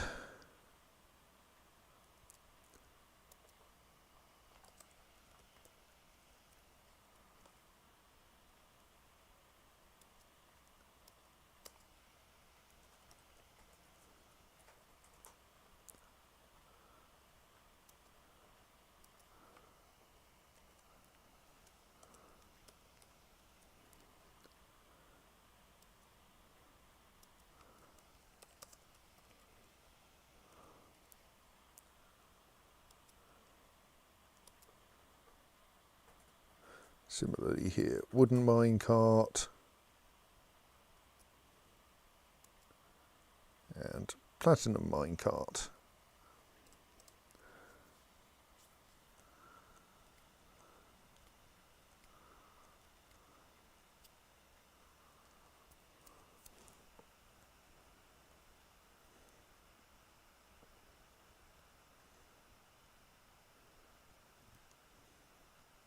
And then also we need N5 detect to be linked up to N5 fill, or rather to N5 platinum minecart end,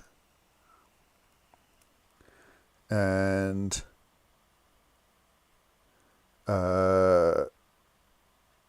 S5 detect to be linked to S5 platinum minecart end.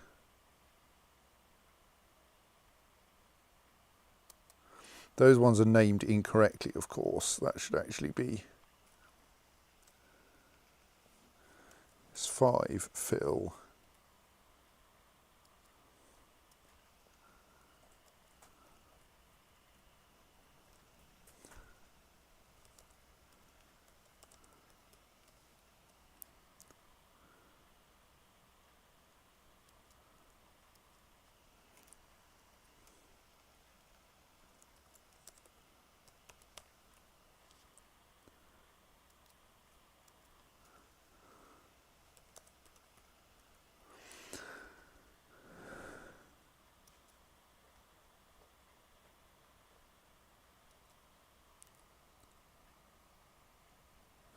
Right. These are our incorrectly demolished S1 signal gears. N1 and S1 signals. This is all much more effort than it should have been because I went and demolished the wrong things.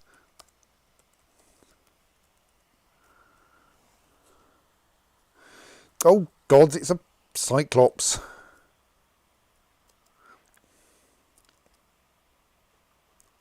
Where is it?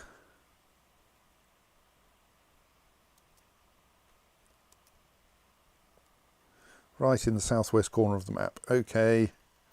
Let's mass our forces around here.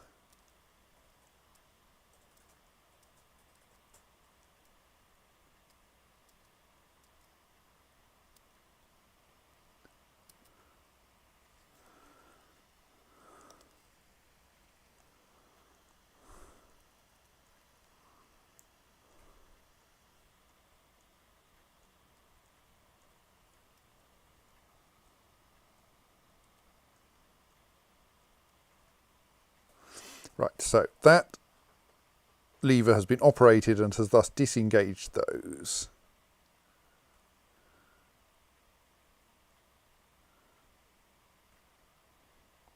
So it can now be demolished as unnecessary.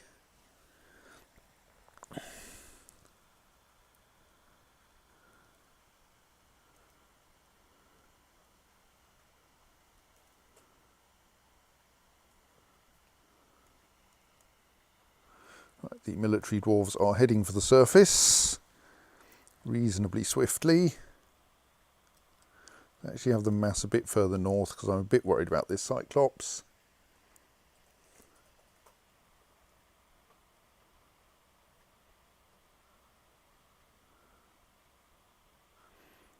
We want to try to get all of the military grouped together. Right, they've started charging the Cyclops. So let's tell everyone to kill it.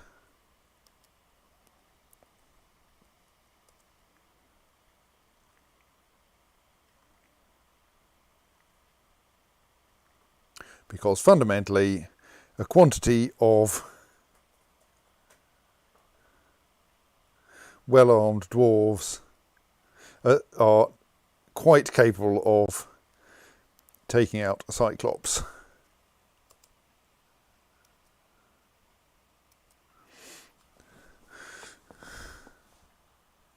Let's see how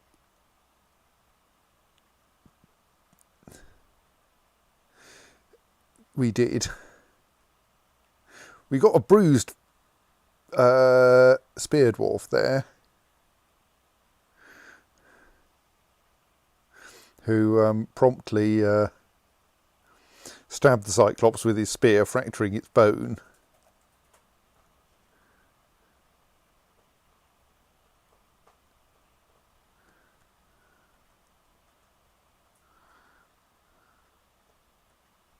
Oh, someone's found a morning star. How exciting. Oh dear, yes, someone has actually had a badly torn knee.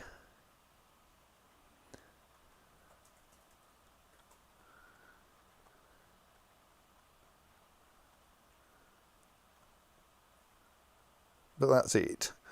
Because someone stabbed the Cyclops in the head with a spear and, well, that was that for the Cyclops, really.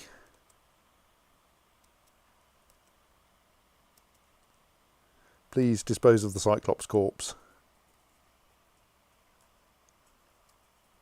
It's now everyone.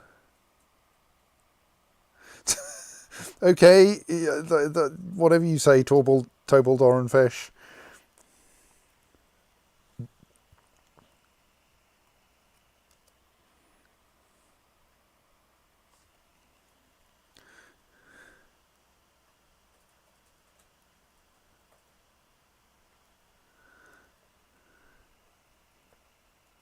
Right, so those gears now need to be reconnected to N1 state and S1 state, which are conveniently exposed.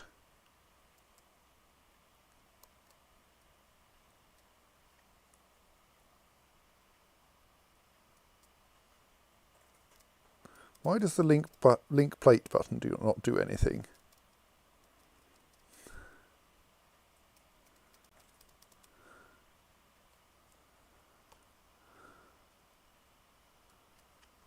Do the other link plate buttons do anything?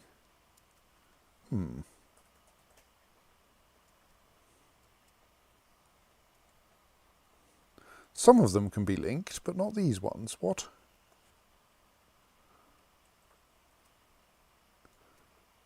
Oh, it may be impossible to actually get at these systems. Now can I link it? Yes.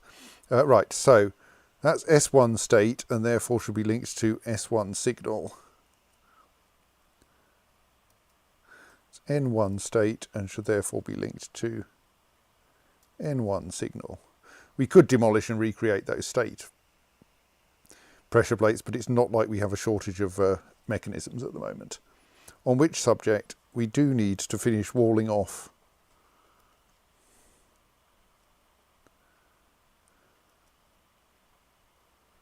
this area. Do we have any blocks yet? No, well, not many.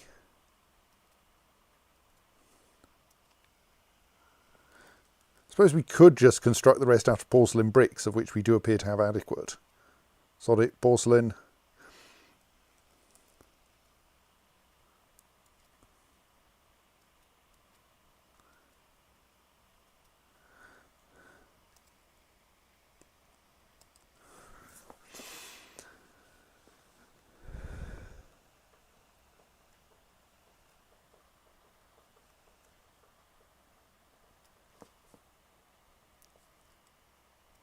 Oops, I cancelled that. That wasn't what I meant.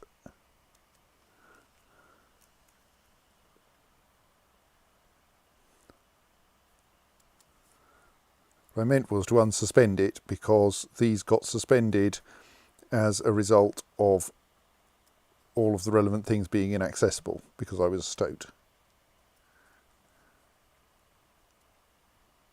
Right. But now they are accessible because I've unlocked the relevant floor hatches. I mean, strictly they don't need to be locked. It was just that if you opened them while the system was under pressure, you would kind of get an enormous great flood on the surface.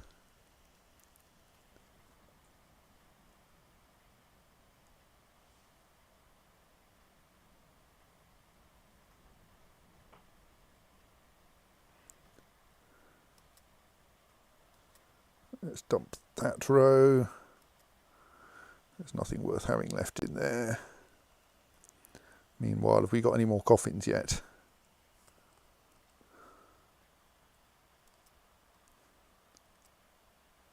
No.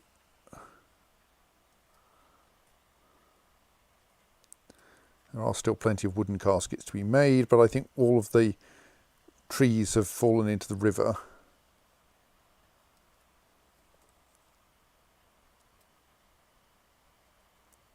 No, we don't want to cut down hazel trees. We can get nuts from them.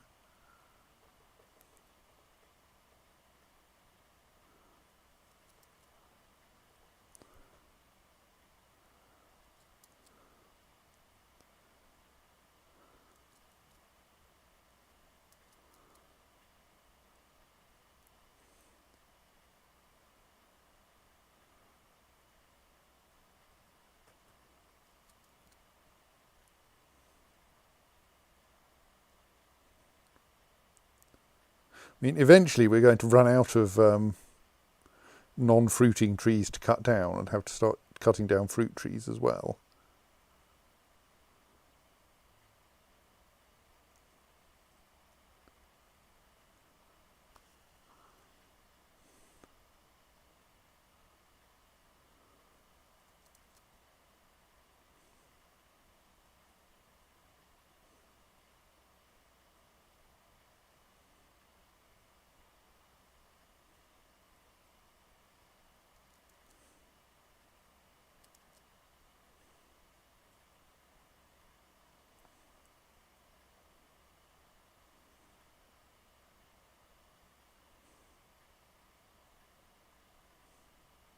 I suppose I do have eventually a plan to drain the river properly, so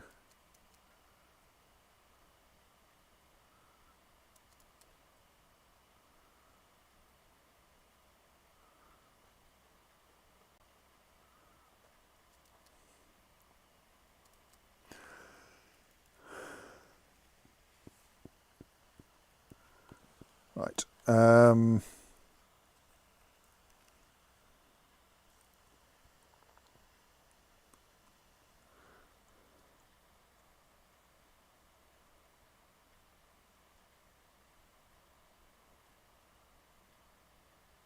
That entire row has no loose heads in it.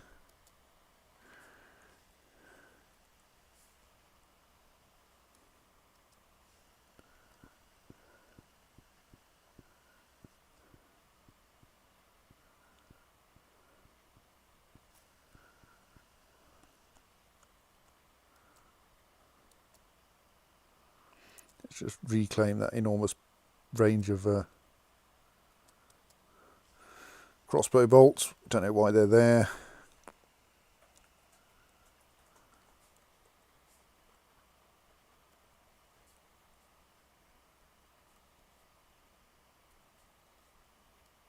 Right, the new N1 and S1 levers, which should never have been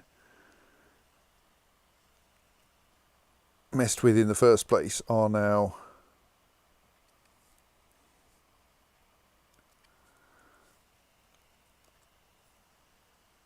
finished with. That means we can abolish the things that are requiring us to keep minecarts on all those pressure plates, rather that are keeping minecarts on all those pressure plates.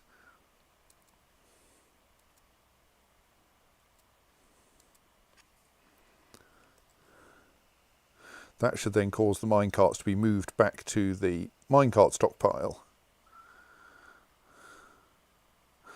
We have sealed up the wall again.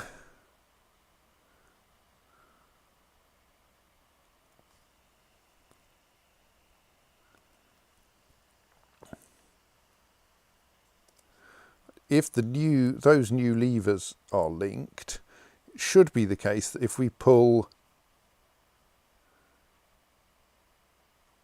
so the current, yes, that if we pull N5,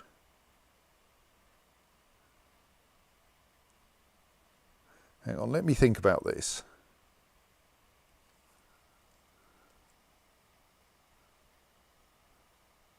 Yes, well, let's just test the levers. Once the minecarts have all been removed. No, not quite all been removed.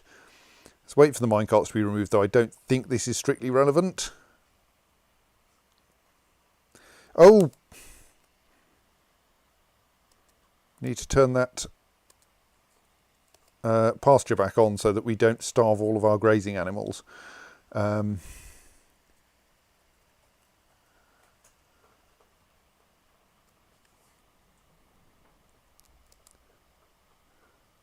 Let's make some stone sarcophagi in order to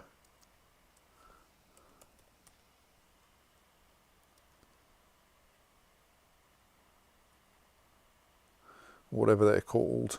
Are they coffins? Yes. Simply because we do actually appear to have an adequate supply of stone at the moment and not an adequate supply of wood. Though this is being worked on.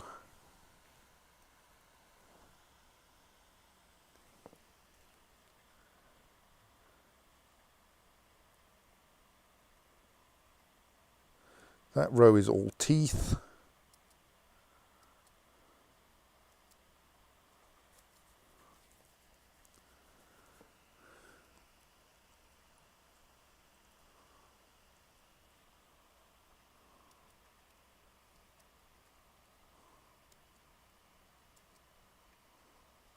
That shouldn't be necessary, but like there's a corpse there. Can you butcher that corpse?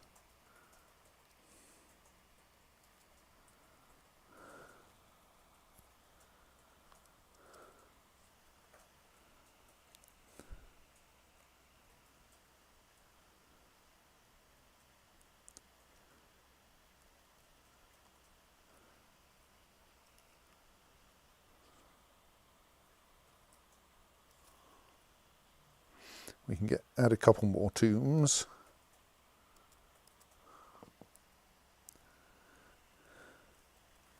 Should clear out 2 more of the dead bodies from up there.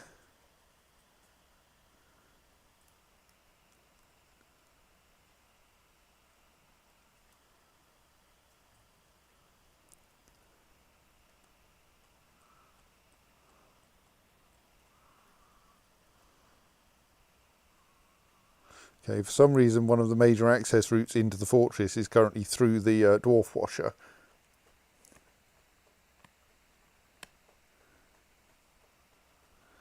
Slightly silly.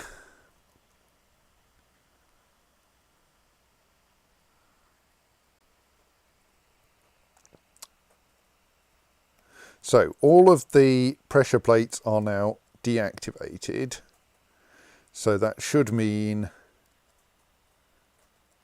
that, yes, no minecarts are moving anywhere. So we probably want to mark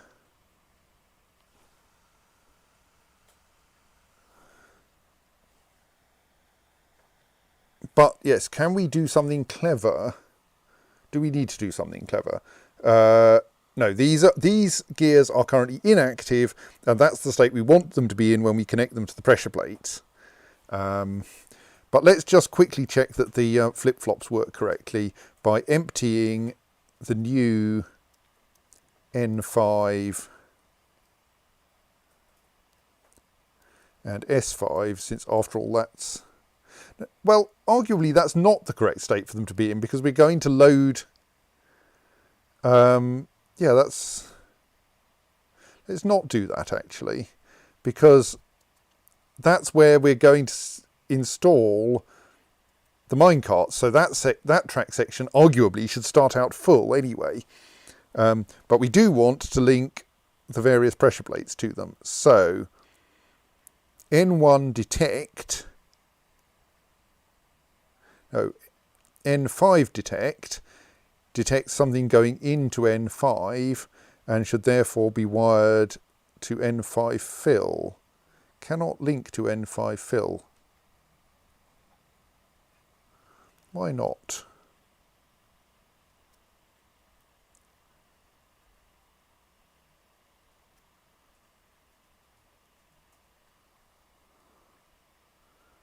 Because it's already linked to it?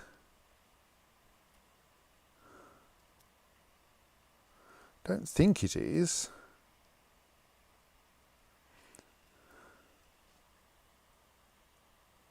N1 detect should be linked to N5 empty, which can be done. Okay, well let's link S1 detect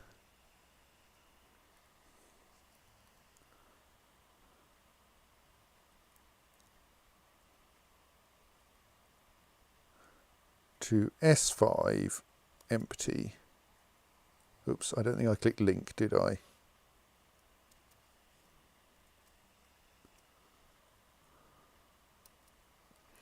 Okay, and can we link S5 detect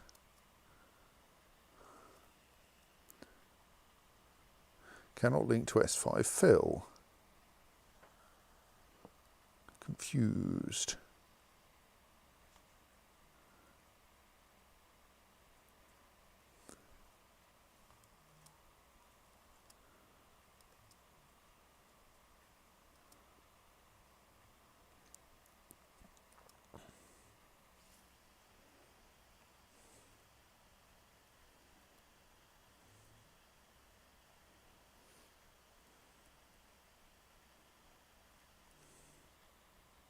So what did this weapon trap end up with in it?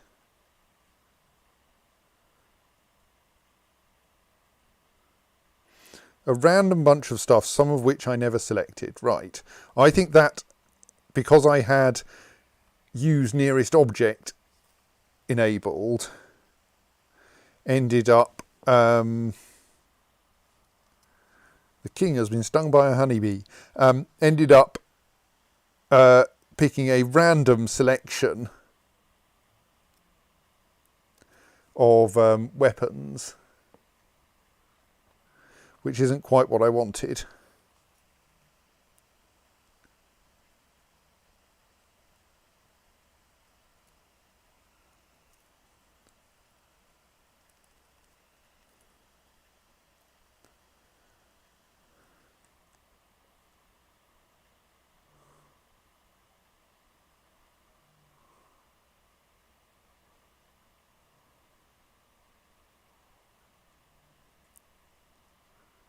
That row has a head at the end and is otherwise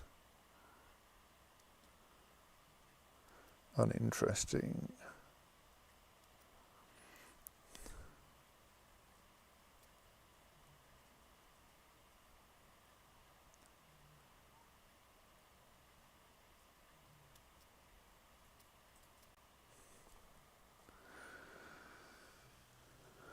Right.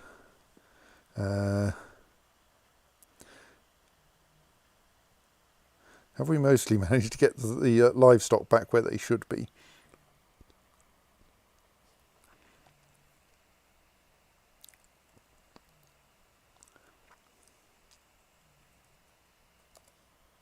Why are you flashing green? Oops. You're nauseous probably because you've been outside.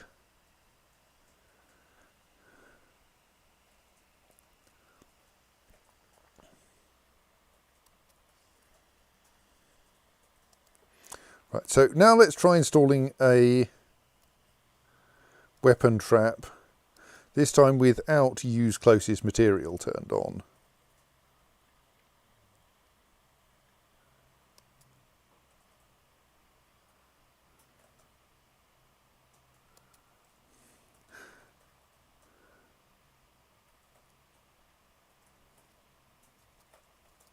That works better.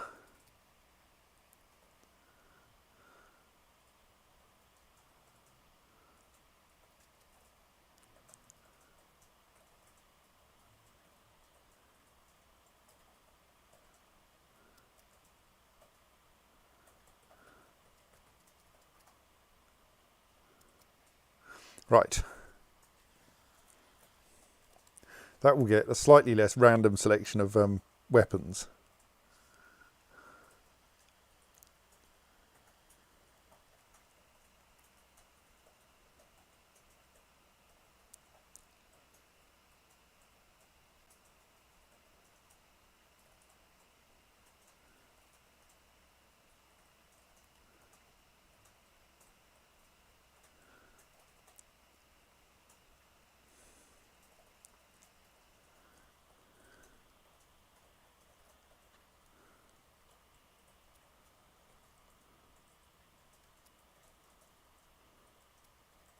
Right, I don't think we have any link jobs still available.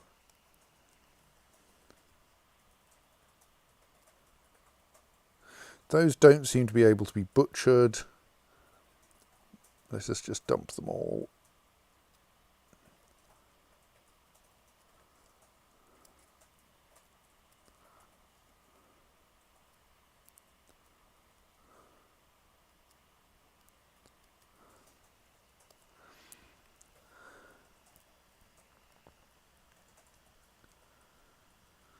We are slowly managing to get rid of all the corpses.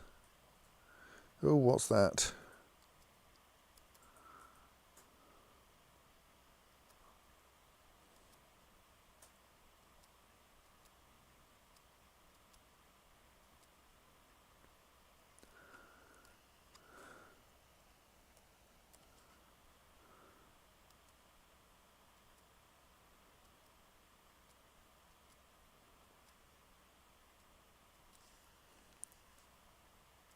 Stone coffins make life a lot quicker.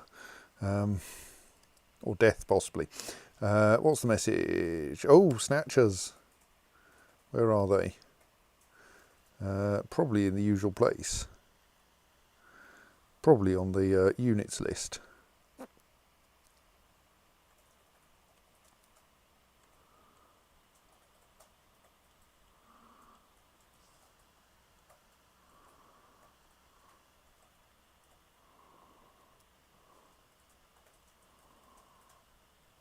Still can't see it.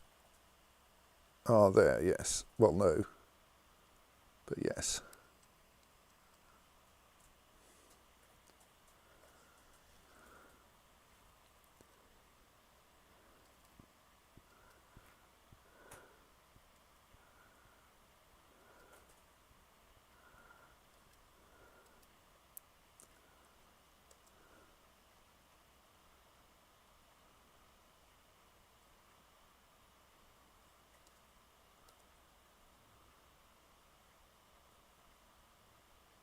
You foolish, foolish goblins.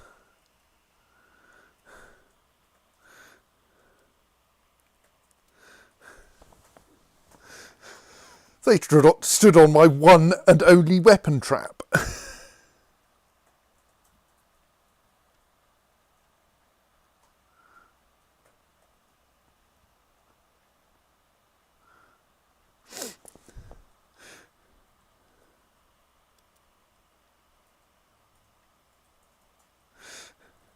And, well, at least one of them got killed by it.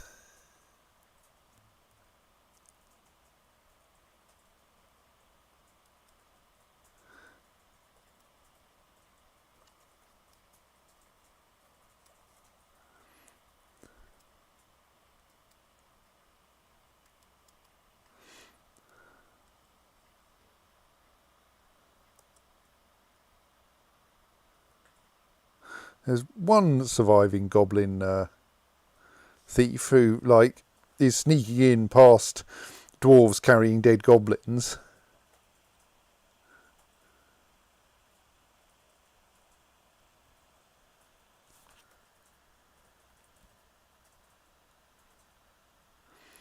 But who has met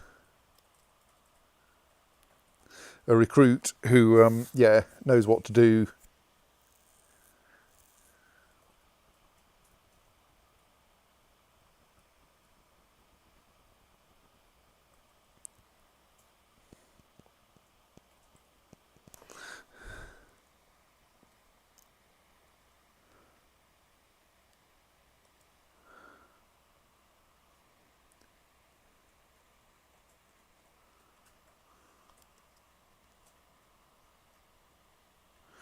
I think you can cancel those orders because I think the other goblins died in the weapon traps.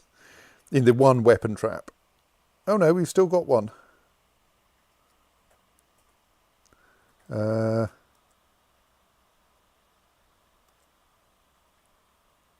they are, badly injured, but not actually dead.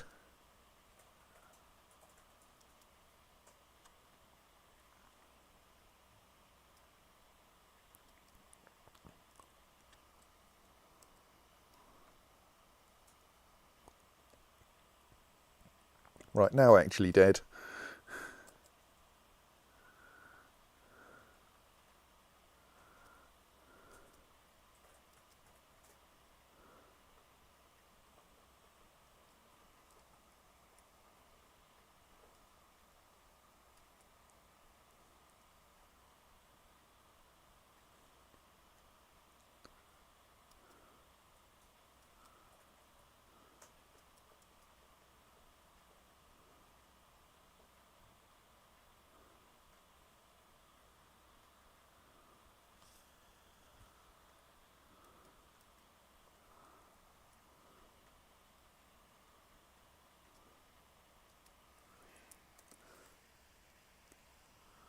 Right.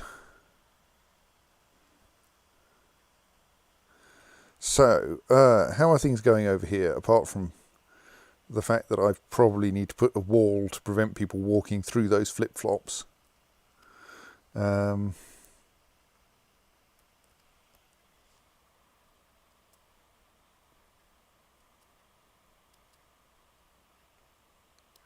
Just build a wooden palisade along the side of each one.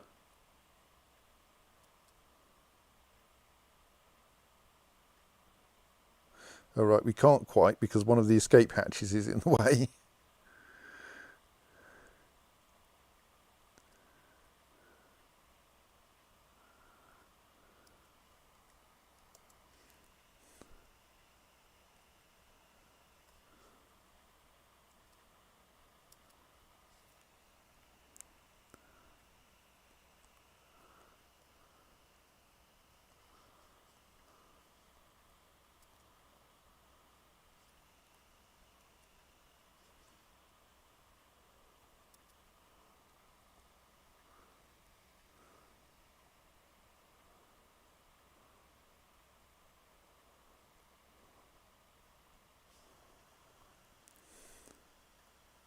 Now there will be a tedious bit while we get all of the livestock back to the right place again.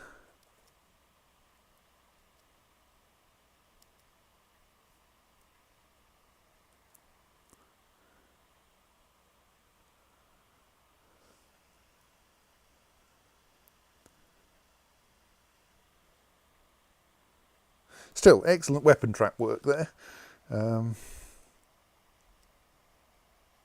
Even if it does now need reloading because some idiot accidentally put a crossbow in it.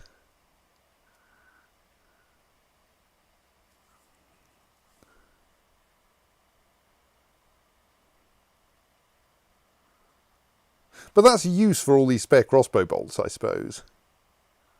Load them into weapon traps.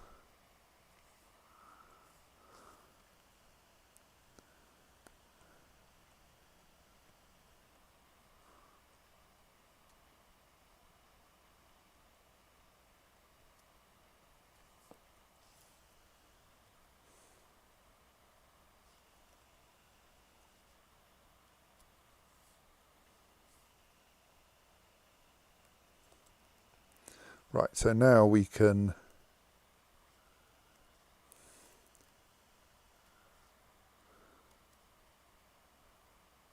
okay, we need to remove the downward stairs first.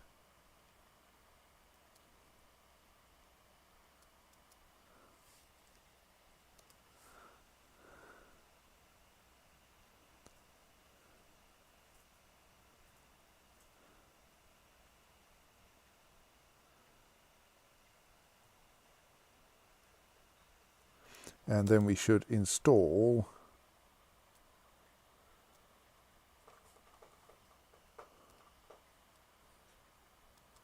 hatch cover over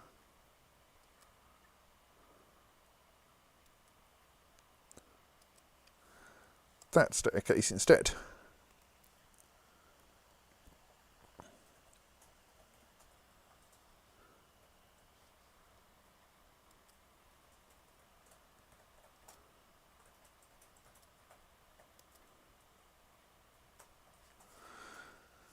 Right, I think that might be enough tombs to actually bury all of the victims of the at least undrowned victims of the last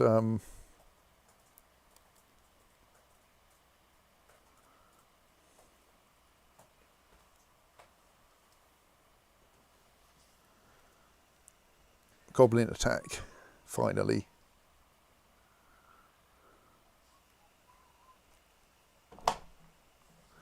We could also, albeit that it's not a high priority, demolish that now useless upward stairway.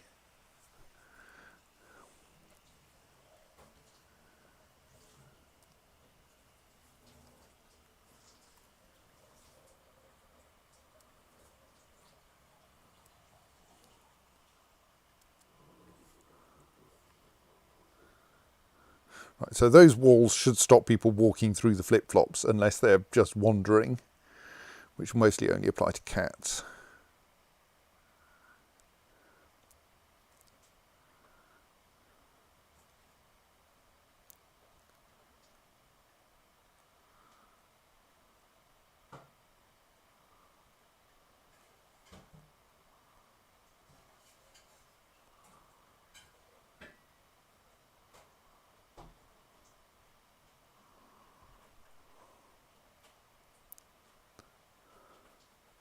Right, so I think now we quite like dwarves to stop walking through this area while we fix things. Though there does appear to be a random wooden log down there, which it might be useful to be able to get rid of. Yeah, or it might not.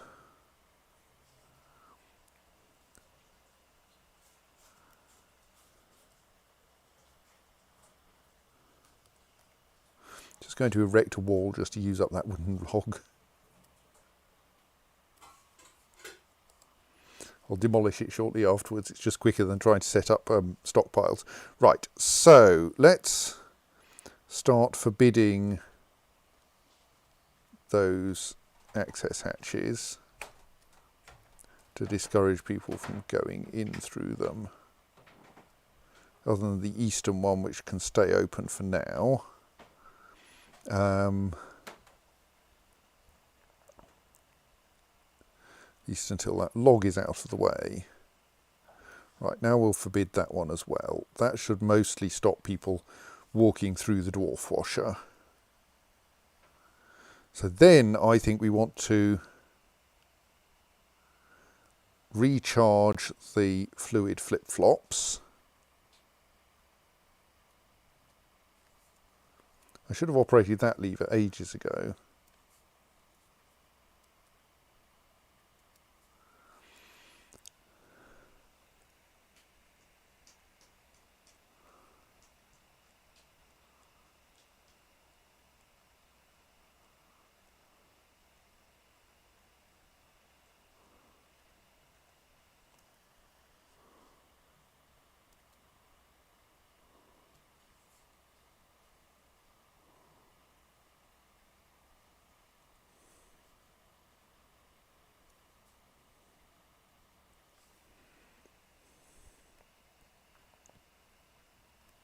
Oh, we've got some river fish.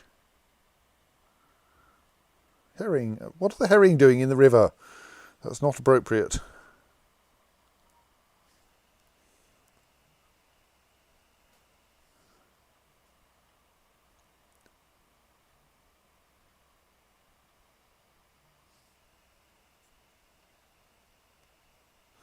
Right, the flip-flops are now recharged.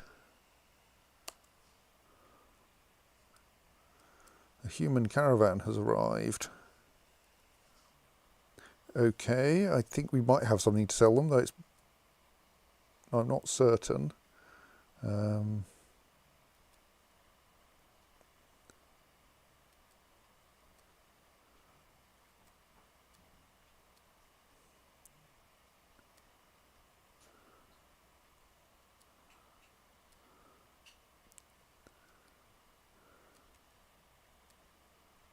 Suppose we've got all the clothes that the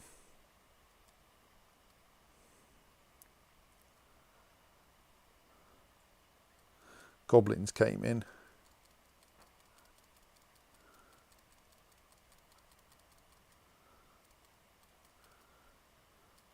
There's very few worn things in that bin.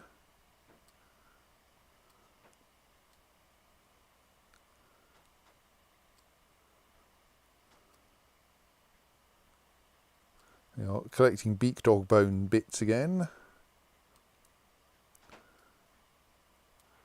And we can sell crowns these days.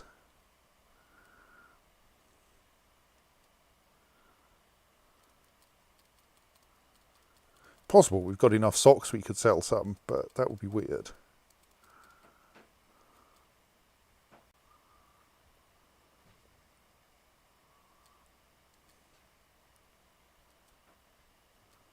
No, the point was that one had nothing worn in it. I mean, sell some new socks. Obviously we sell old socks. Old socks are an important trade good here.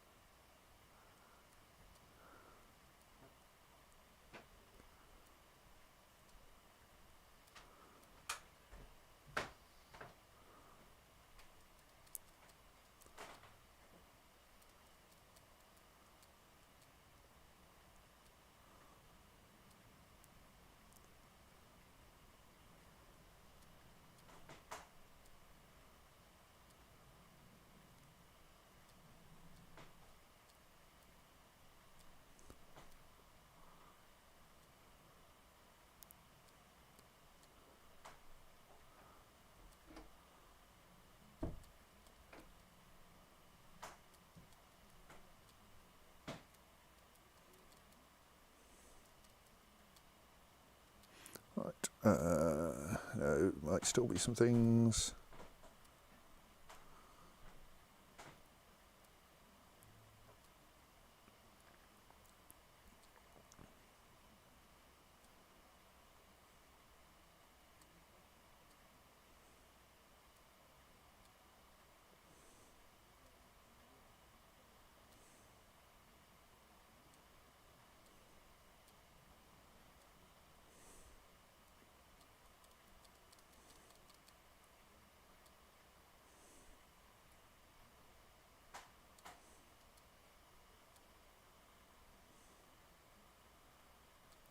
Leather armour generally wants to go.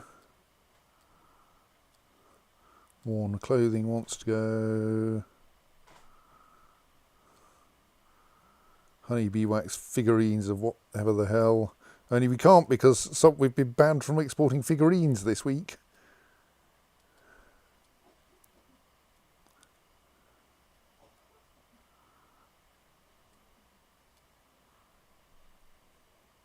Hang on, no, a tunic isn't a problem.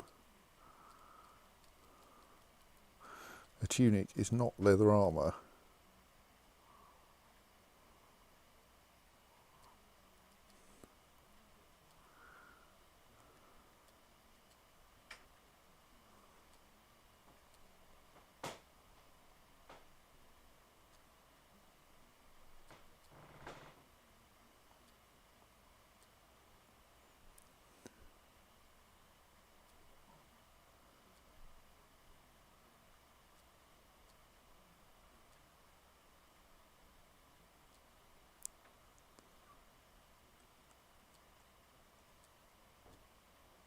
I think I could probably organise my stockpile so we end up with more organised bins.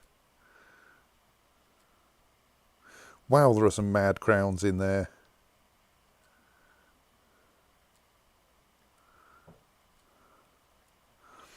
Look at the value of some of those crowns, even though they're made of beeswax.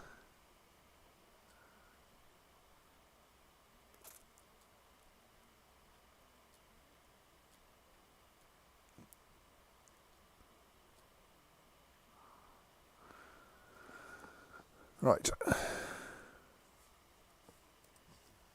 It's quite a lot of items to bring to the trade depot. Right, so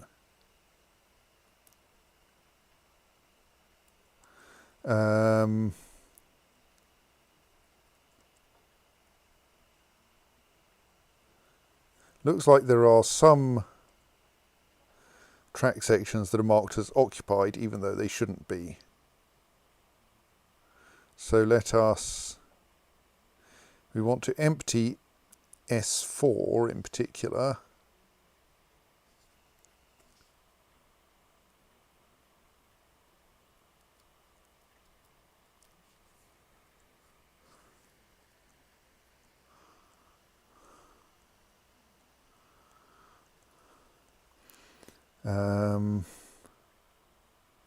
Why is that roller operating?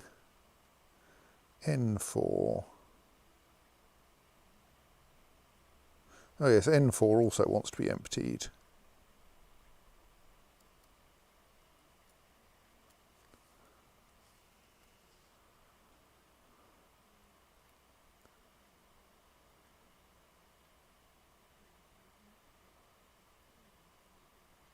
We also have N5 marked as occupied, but that's correct.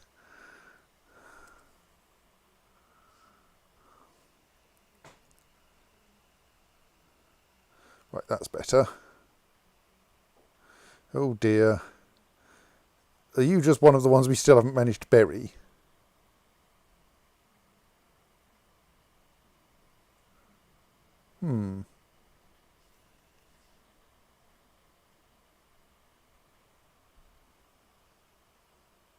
Udiv Mozikadol.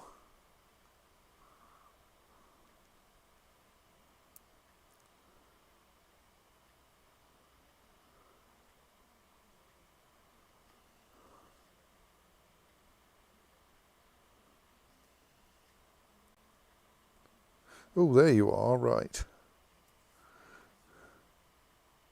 Okay, well, we are going to bury you in due course.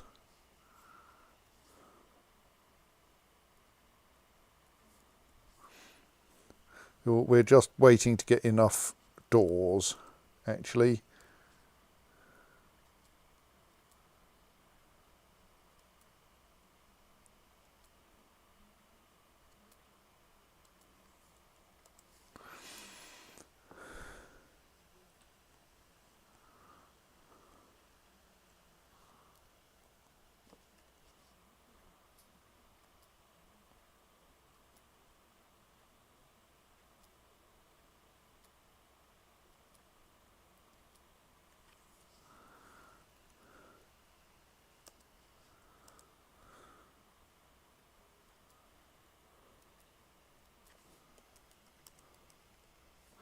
Actually, maybe if we still have a wooden door task, we do. Right, it is working on it. Yeah, the doors will happen. Right, so all of the track circuits are now in the correct states. So should we fill the thing with water and then test it? I think we should test it first, even though we know it won't work quite right, before we start putting water in there. So I think we then want to say dwarf washer north, assign a minecart. Dwarf washer south and assign a minecart. That minecart is currently full of water, that's probably not a problem.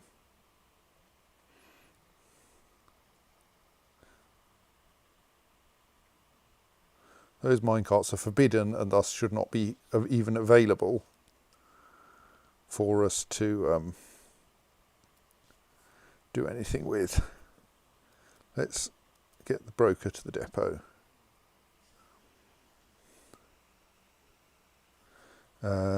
Let's check the start conditions on those. Currently we have no conditions set on dwarf washer south. Let's temporarily remove the conditions so that we can watch what happens. once the minecarts have been installed.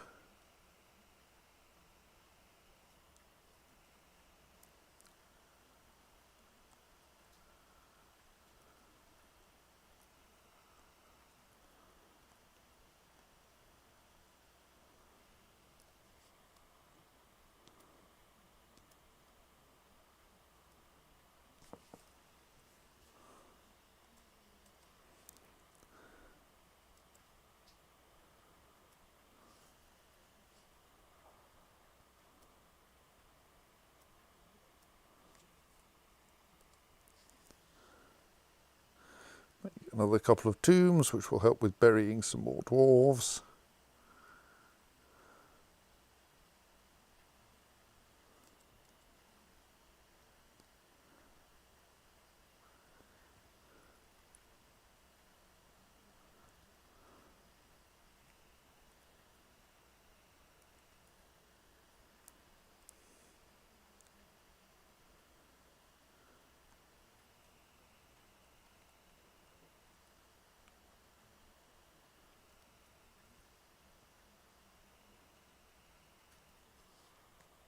Should presumably have a couple of place track vehicle tasks sitting around now.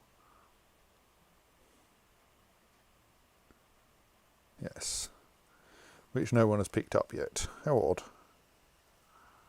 I mean, there are lots of other things to do, to be fair.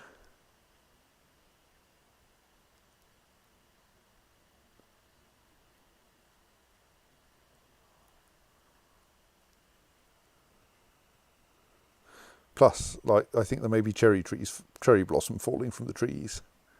Yes, that's what the white things are, cherry blossom falling from our cherry trees, which you can see are all blooming at the moment.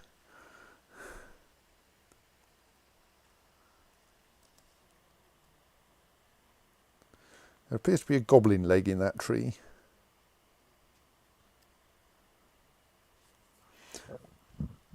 Probably marking random objects in trees for dumping is not going to end well. Well, I mean, it probably won't end very badly.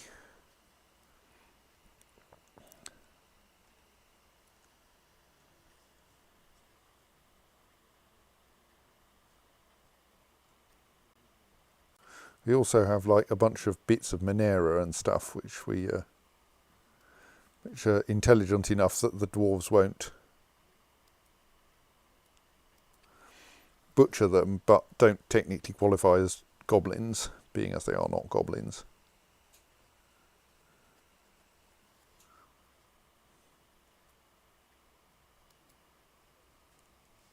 Right, the humans are still unloading.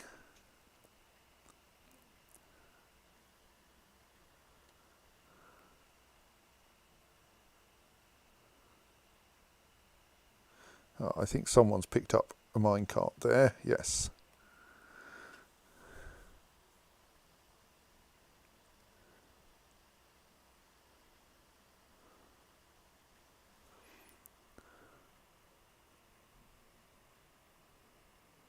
Right, brief sploosh as the minecart gets emptied of water.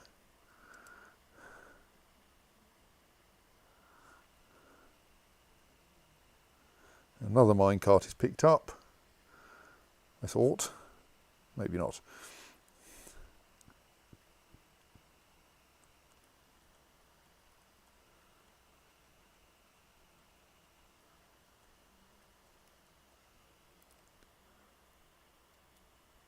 Have we got any more doors yet?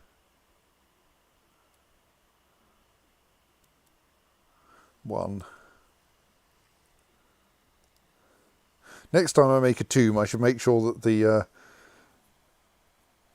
it can be assigned to Udib Moze-Kadol if they haven't already got a tomb. Oh no, they have got a tomb. Excellent, and they have been laid to rest. Like the proper way, by actually burying them.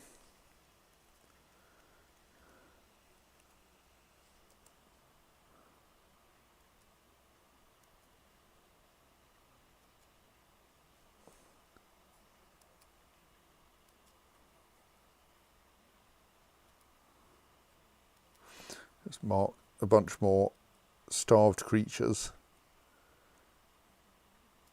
for dumping, because I don't think we can get anything good out of them.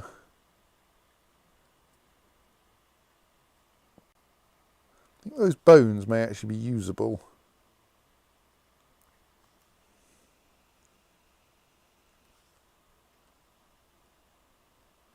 Albeit that they're in a rather awkward place. Right, so the 2 minecarts have now been placed for the dwarf washer. Let us add the conditions to launch them. So dwarf washer north wants to have a launch condition saying push off south immediately always.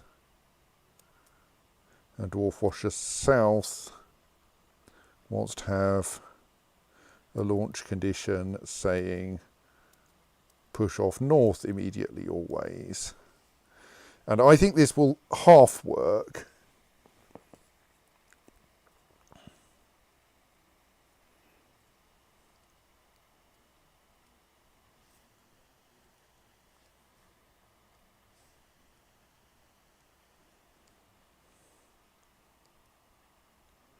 Oh dear, we've run out of barrels again. Oh well, they'll get made. We'll make more in due course. Right, someone wishes to sell us things. But do they have anything to sell? Are we just going to end up buying 15 tons of cheese?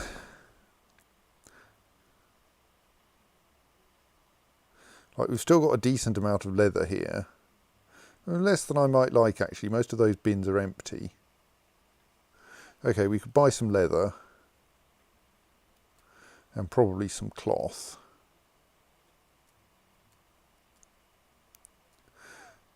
I mean, to be fair, we aren't that well off for rock blocks. We could just buy all their blocks.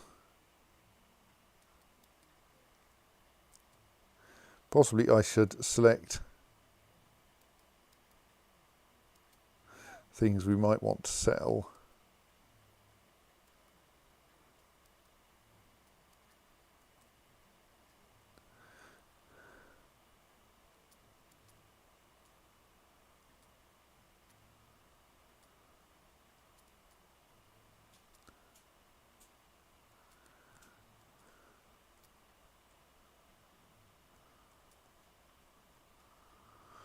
No, I don't think we want to get into goats.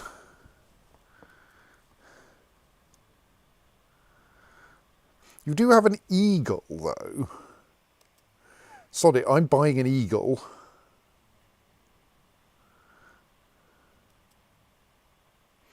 There is an argument we don't need any... We don't get purple amaranths here, though.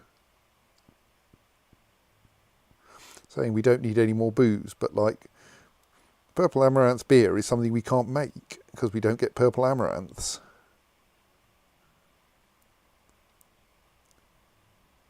Don't know if we get cranberries. Plus, like, they've brought very little booze. We could buy all of it and it wouldn't make much difference to what we've got.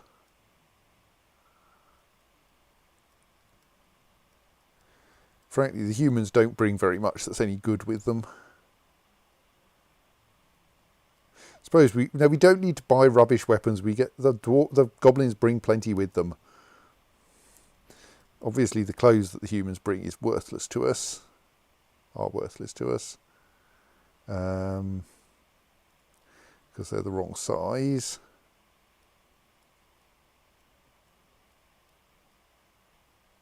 We could buy at least a little bit of cloth. By which I mean probably all the cloth they brought with them.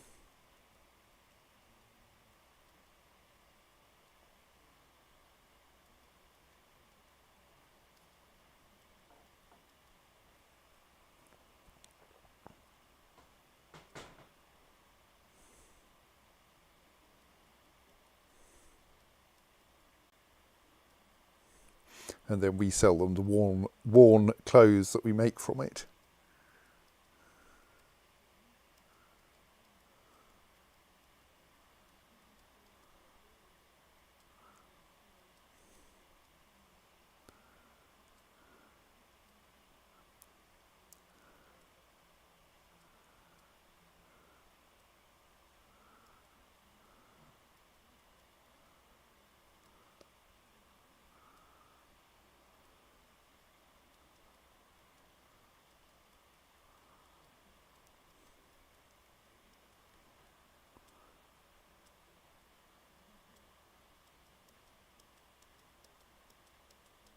This is actually a worthwhile trade because it means we can get new clothes, at least if I can be bothered making them. Maybe I should just have a bunch of like make new clothes tasks and not worry too much about whether they're the correct ones. Except that we don't really need any more socks.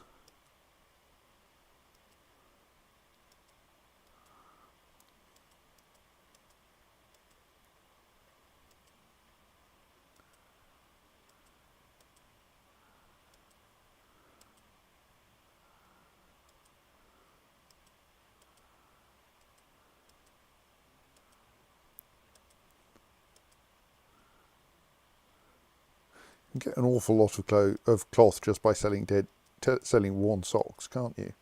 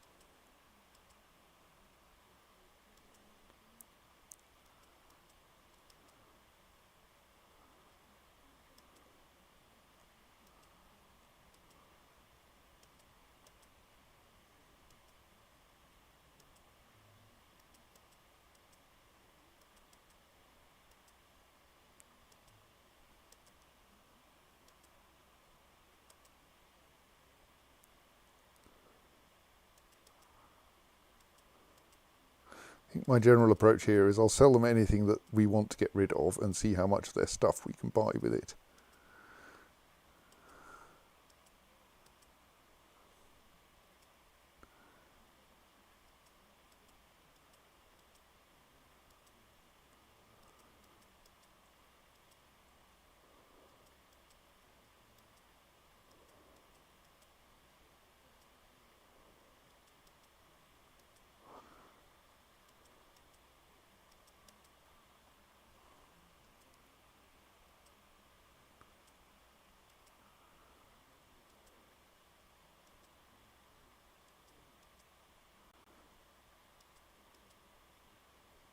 So given some of the crowns, we'll probably be able to buy quite a lot.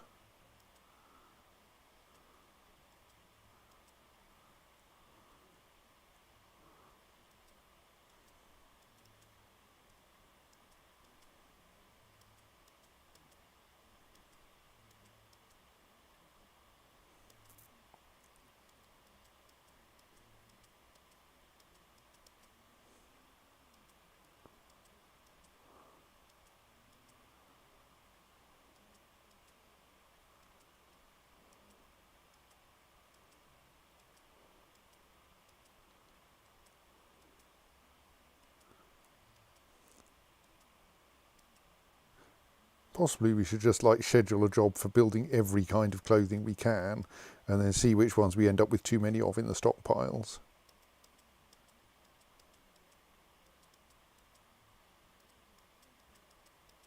Sorry, this is a rather tedious activity.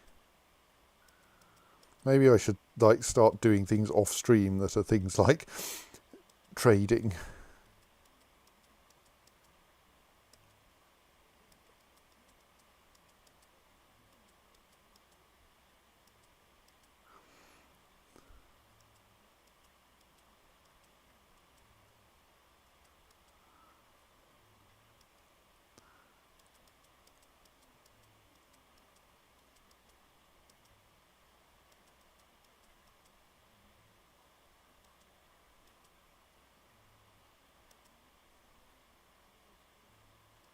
Obviously we don't sell empty jugs.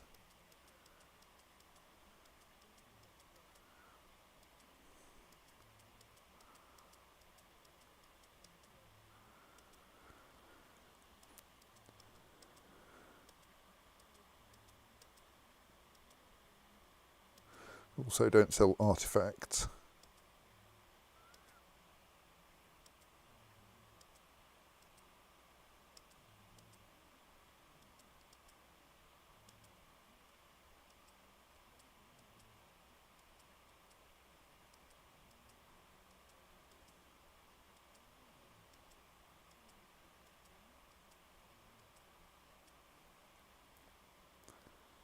Quivers aren't much use to us, are they?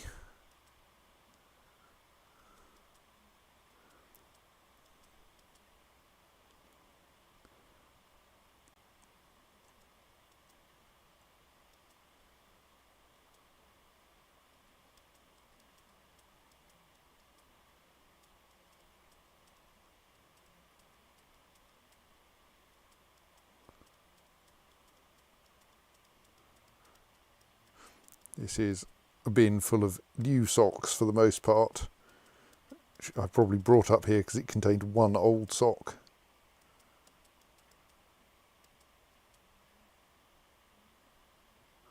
Not that I've spotted any.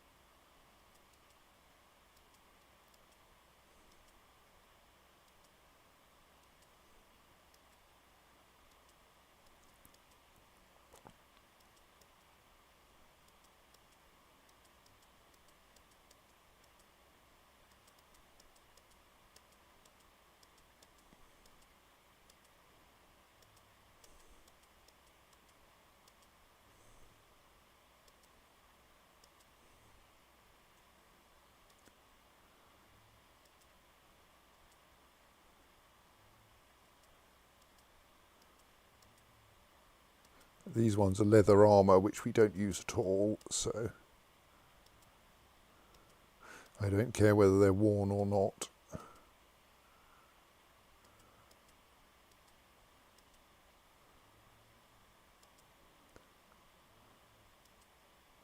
On the other hand, worn metal armour we can melt down into new armour.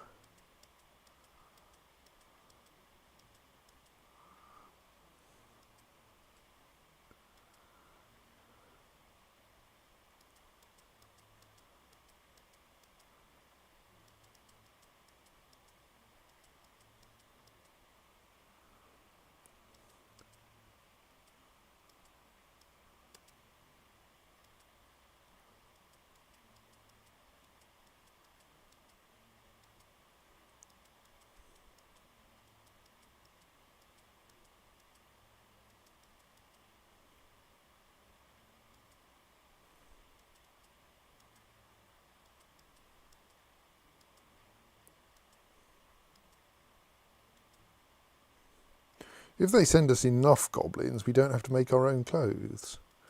But the problem is that when you hack up a goblin, it tends to be bad for the clothes.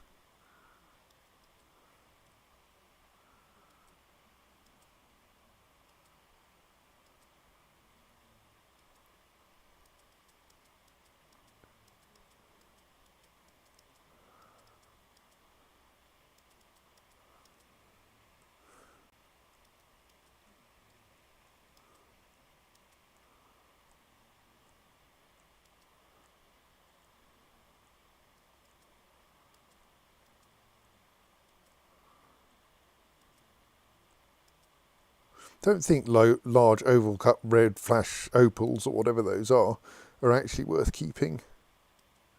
And like they're pleasantly valuable.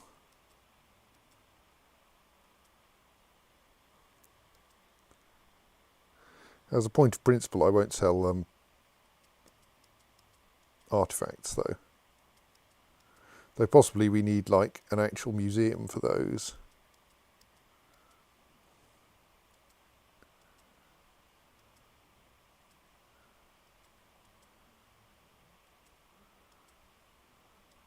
And now we're getting onto the crowns, which we haven't been able to sell for ages. Yeah, we can set up a museum. I mean, it's basically a room with a bunch of exhibits in it, but it can be called a museum.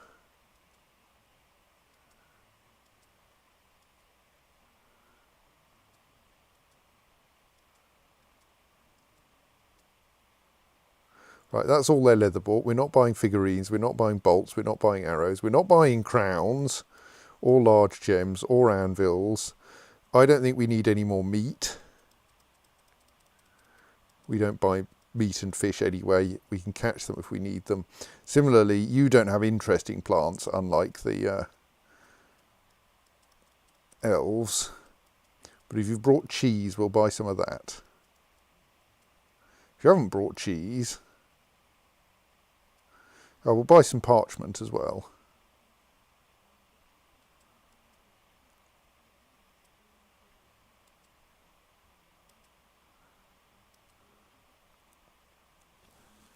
I think a pitch blend jug might be a slightly dangerous thing to use. Don't think we need a silver carving fork. Oh, there's the cheese.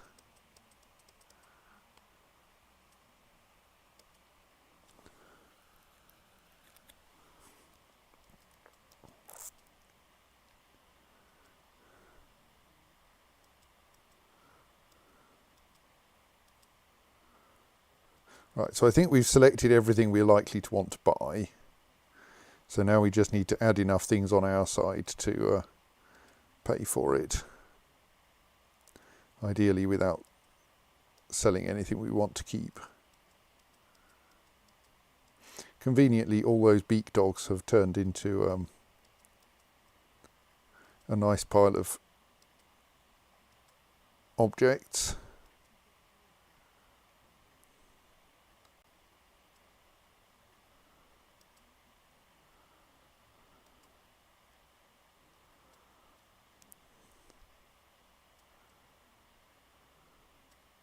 How can you make armour out of kiwi leather? Kiwis are tiny.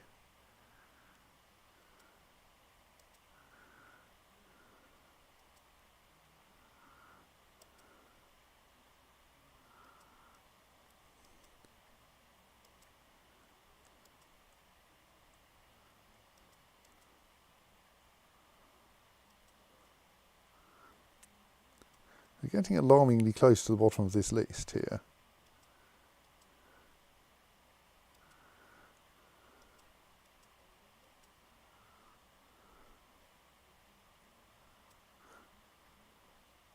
Surely it can't be the case that we can't buy all the cheese.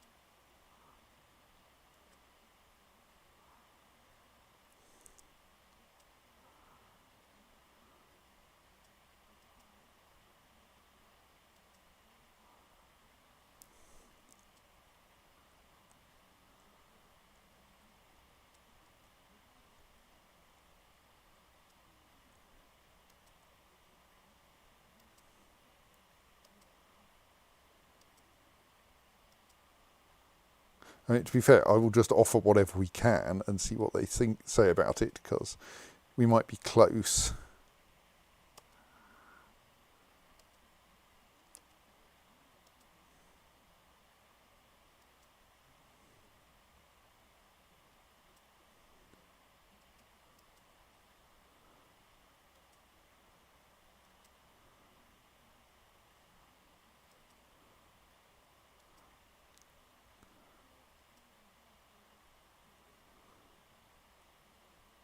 Right, that's the bottom of the list.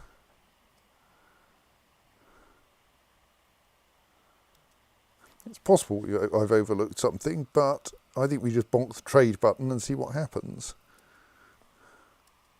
Oh, they were happy. Right, good. Right, we have far too much cheese now. Right. Both minecarts are underway.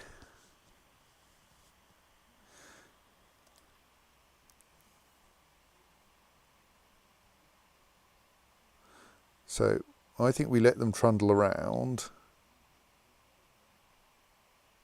and then go, what didn't work there? I think quite a lot of stuff is not working.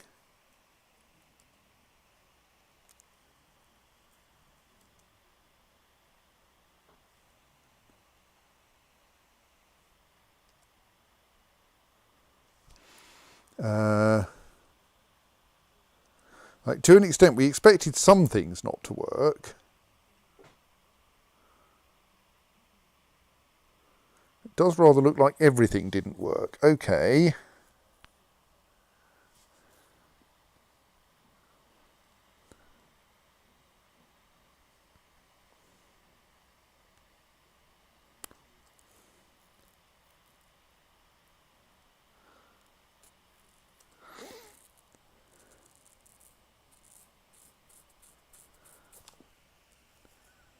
Well, let's empty. Oh, it is getting late. Let's empty the.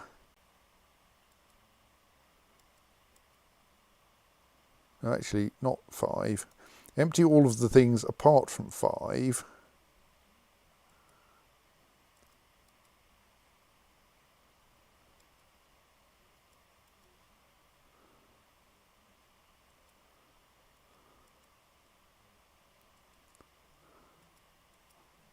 And then try again.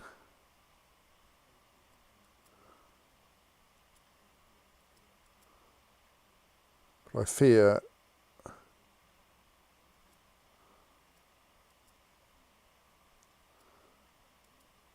and temporarily set the conditions back to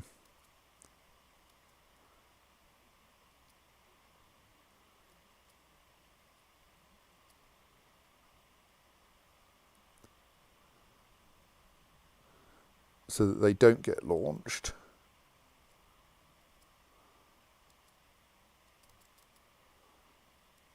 Essentially, that's push off when full. Note there's no plan to fill any of them.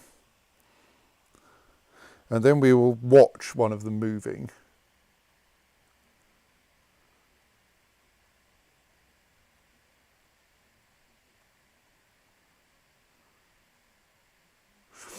So certainly the dwarves will stand around admiring the exhibits. Whether visitors will come from across the world, I'm not so sure.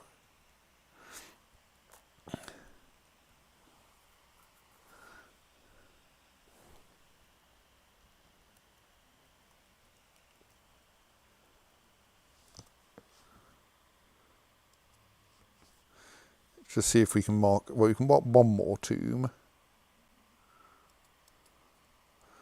Has that somehow got suspended? Yes.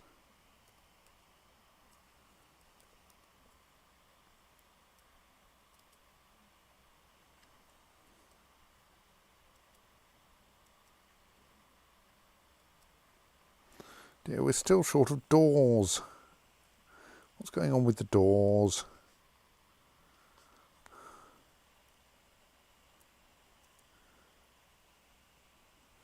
Right.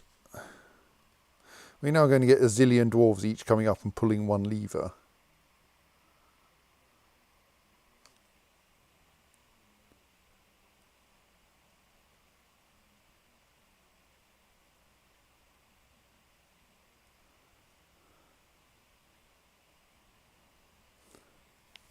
So that should reset all the most of the signals.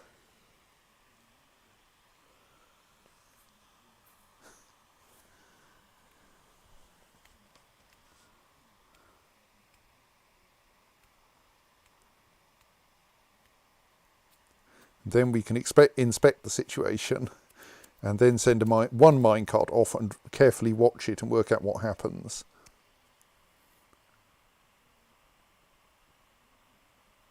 Like, we expect some things to fail because with no water in here, the minecarts will move too fast.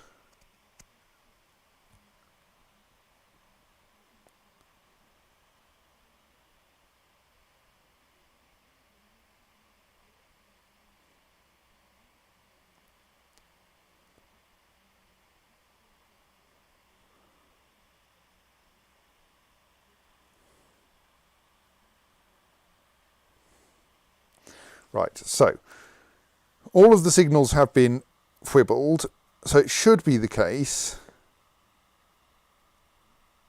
that except for the number 5 signal, all of the signals are now showing green, which you can tell by the signal roller not rotating. So that one's at red because there is a minecart parked at the top of the hill. That one's at green, that one's at green, that one's at green, that one's green, that one's green, that one's green, and that one's red. Right, that's all correct. So now let's ask Dwarf Washer North, which I think is the more likely one to be correct, to push off immediately. Then we'll wait for a dwarf to come and do it.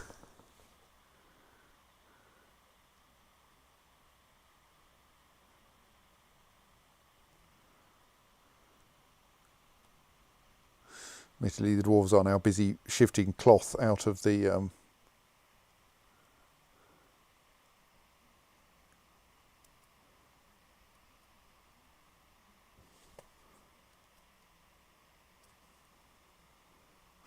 now we're following the minecart, so it'll be obvious when something happens.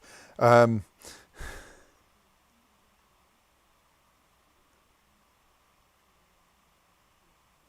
think most of the dwarves are now moving cheese. So Jutton says, I guess it would probably be quite hard to provide visual feedback of signal aspect by use of coloured minerals / woods. There is, I found the standard technique by looking at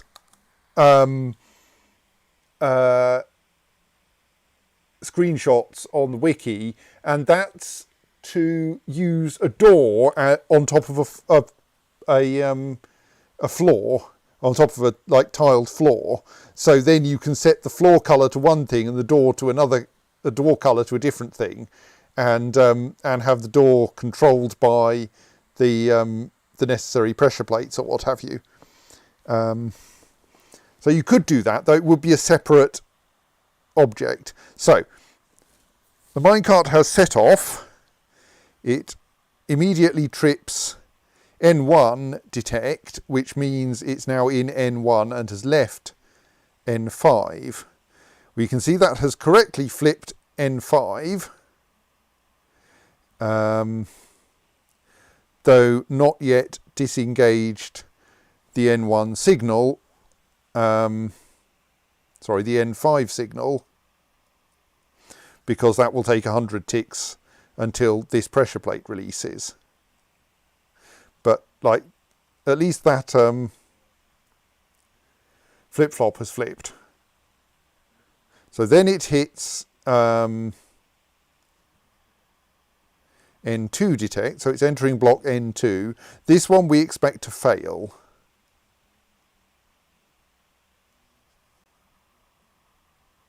So when it went over N1, it started filling N1. Hang on, that was a failure then. So that means that approach control on N1 is not correctly wired up. Right, that's one thing we need to fix. N1 detect is not connected to N1 approach control. N2 approach control. And it needs to be. And let's name that gear N2 approach control.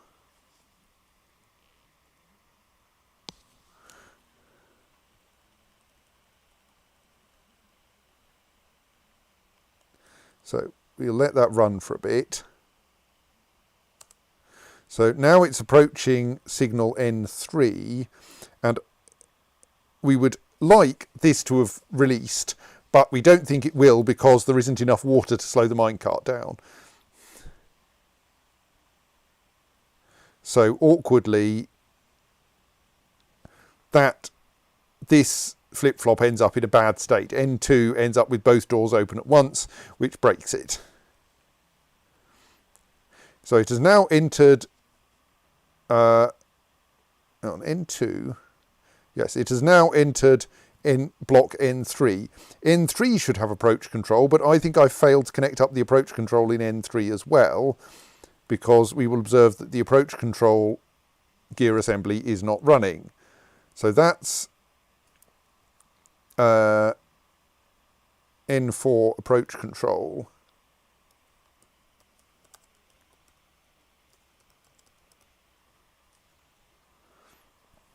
And that needs to be linked up to N3 detect.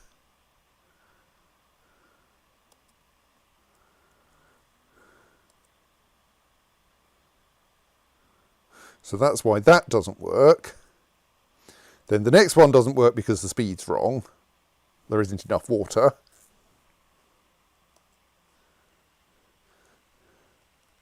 But one thing that should work is that it's just entered the last block and this flip-flop has flipped back to occupied.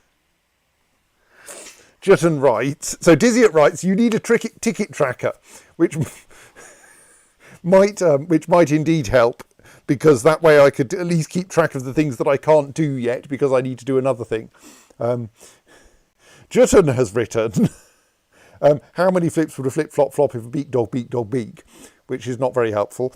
And Jutton has also written, this is a masterwork marble slab. On it is engraved an image of a dwarf surrounded by minecarts. The dwarf is cursing the minecarts.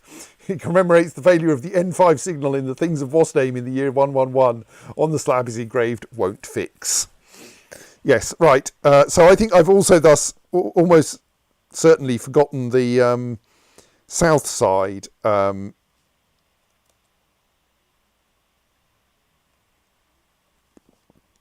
approach control, so let's do those as well. Or should we test them first? Let's test what happens on the south side. So dwarf washer north, switch back to off. Dwarf washer south, switch back to on.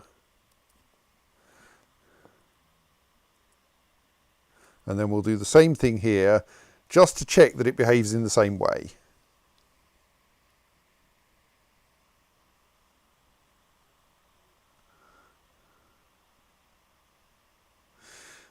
Someone's having a strange mood.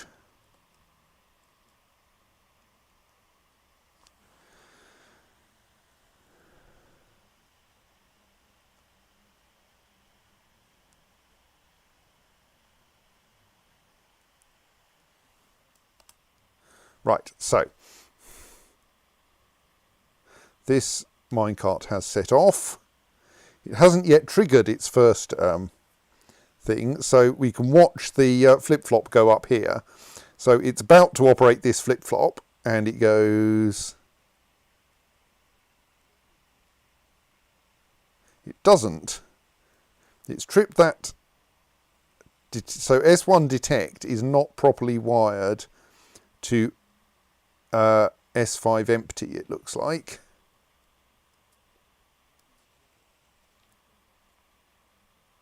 Cannot link to S5 empty. Why can you not link to S5 empty? What's going on there? It could link to S5 fill. S5 empty is active. S5 fill is inactive. Am I just not being patient enough? Surely that should mean that that minecart is heading this way. Oh, did I build that roller in the wrong direction, maybe? Let's let that minecart run for a bit. We seem to have a problem here. This flip-flop is not clearing properly.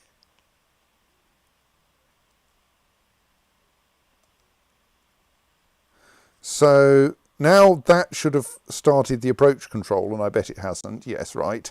Let's fix that.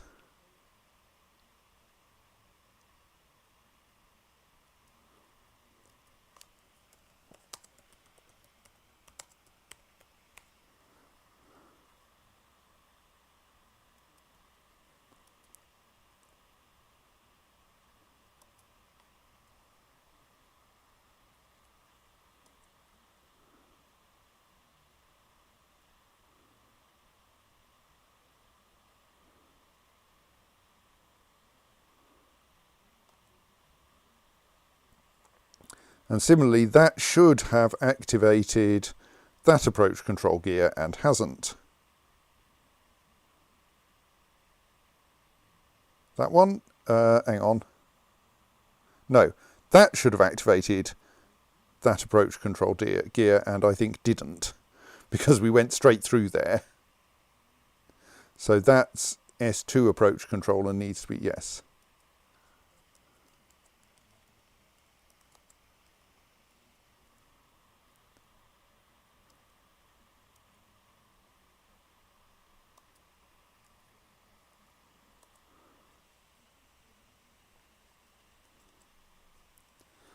And it looks like there's something wrong with this flip-flop.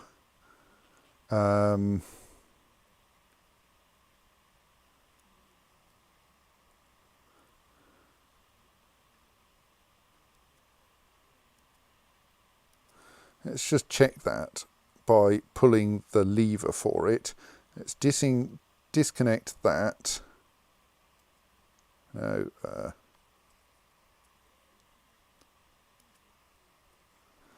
So that that one doesn't get set off again. Right, there's now an enormous bunch of link thing to thing jobs going on.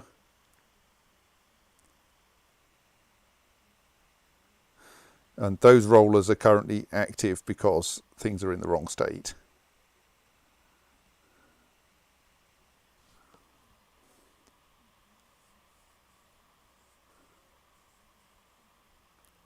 That probably means I want to do usual empty everything other than 5, doesn't it? In order to get them all back into the correct states.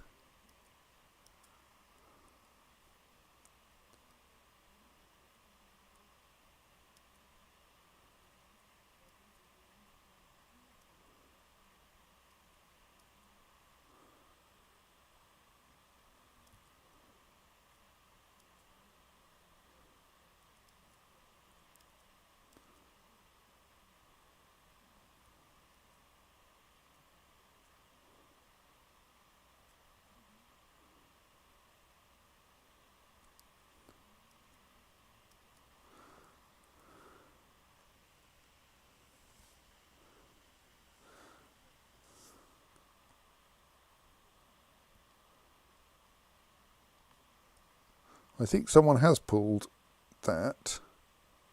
Okay, let's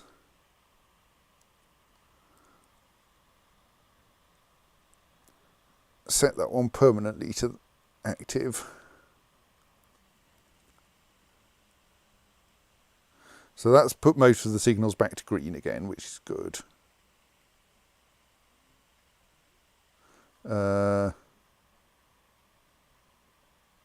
S2s still seem to be red, or N2 and S2. Have I missed those? Or do those still need to be done? All right, there's someone doing them.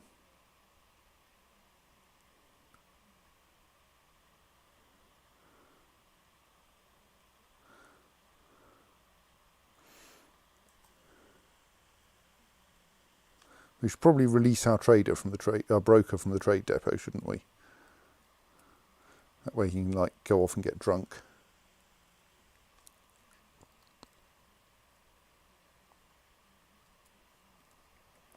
Let's just check whether the child is not in the craft horse workshop, so they're probably collecting materials. That's good. Right, so S5 empty is now pulled. And that worked, right. Okay. So it's not that that roller is incorrect.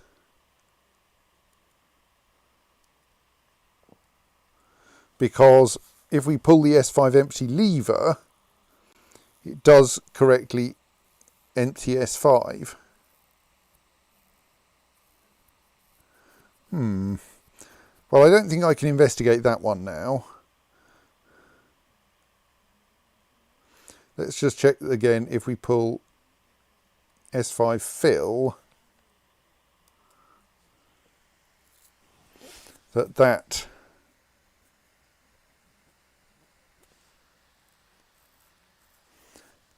does refill it.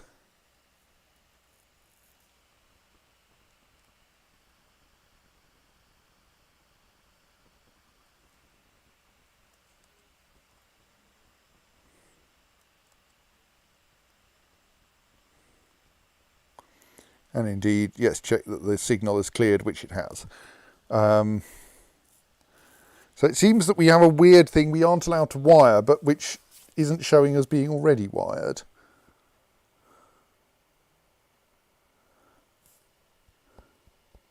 It's a pity these levers are so far from everything, but like they're not meant to be, they weren't meant to be used much. Are we still setting up this weapon trap? Yes. All right, I think it may finally have been constructed.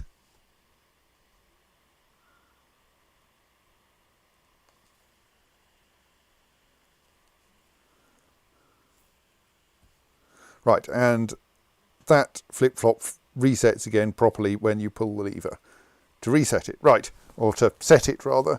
So there is something weird about the S5 state flip-flop that means it's not being properly activated by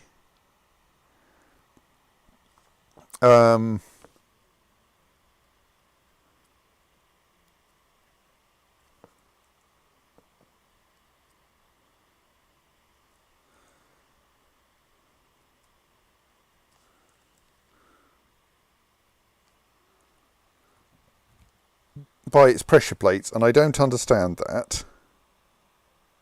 But I'm not going to try to fix it now.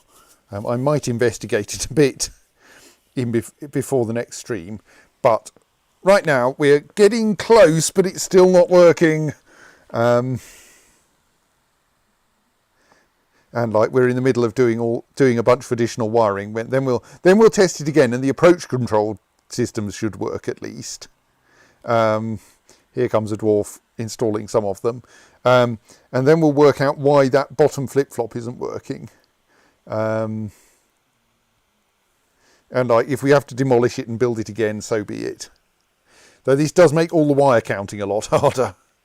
When we first did this, I could go, well, there should be precisely this many mechanisms in this pressure plate, but that's not so easy now. Right, so what are you doing? Have you decided to clean that blood up while you're here? Hooray, that's nice.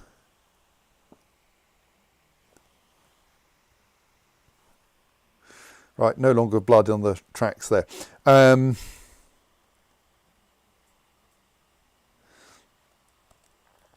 Right, so yes, I'll just have a quick look at the tomb situation, or at least the door situation.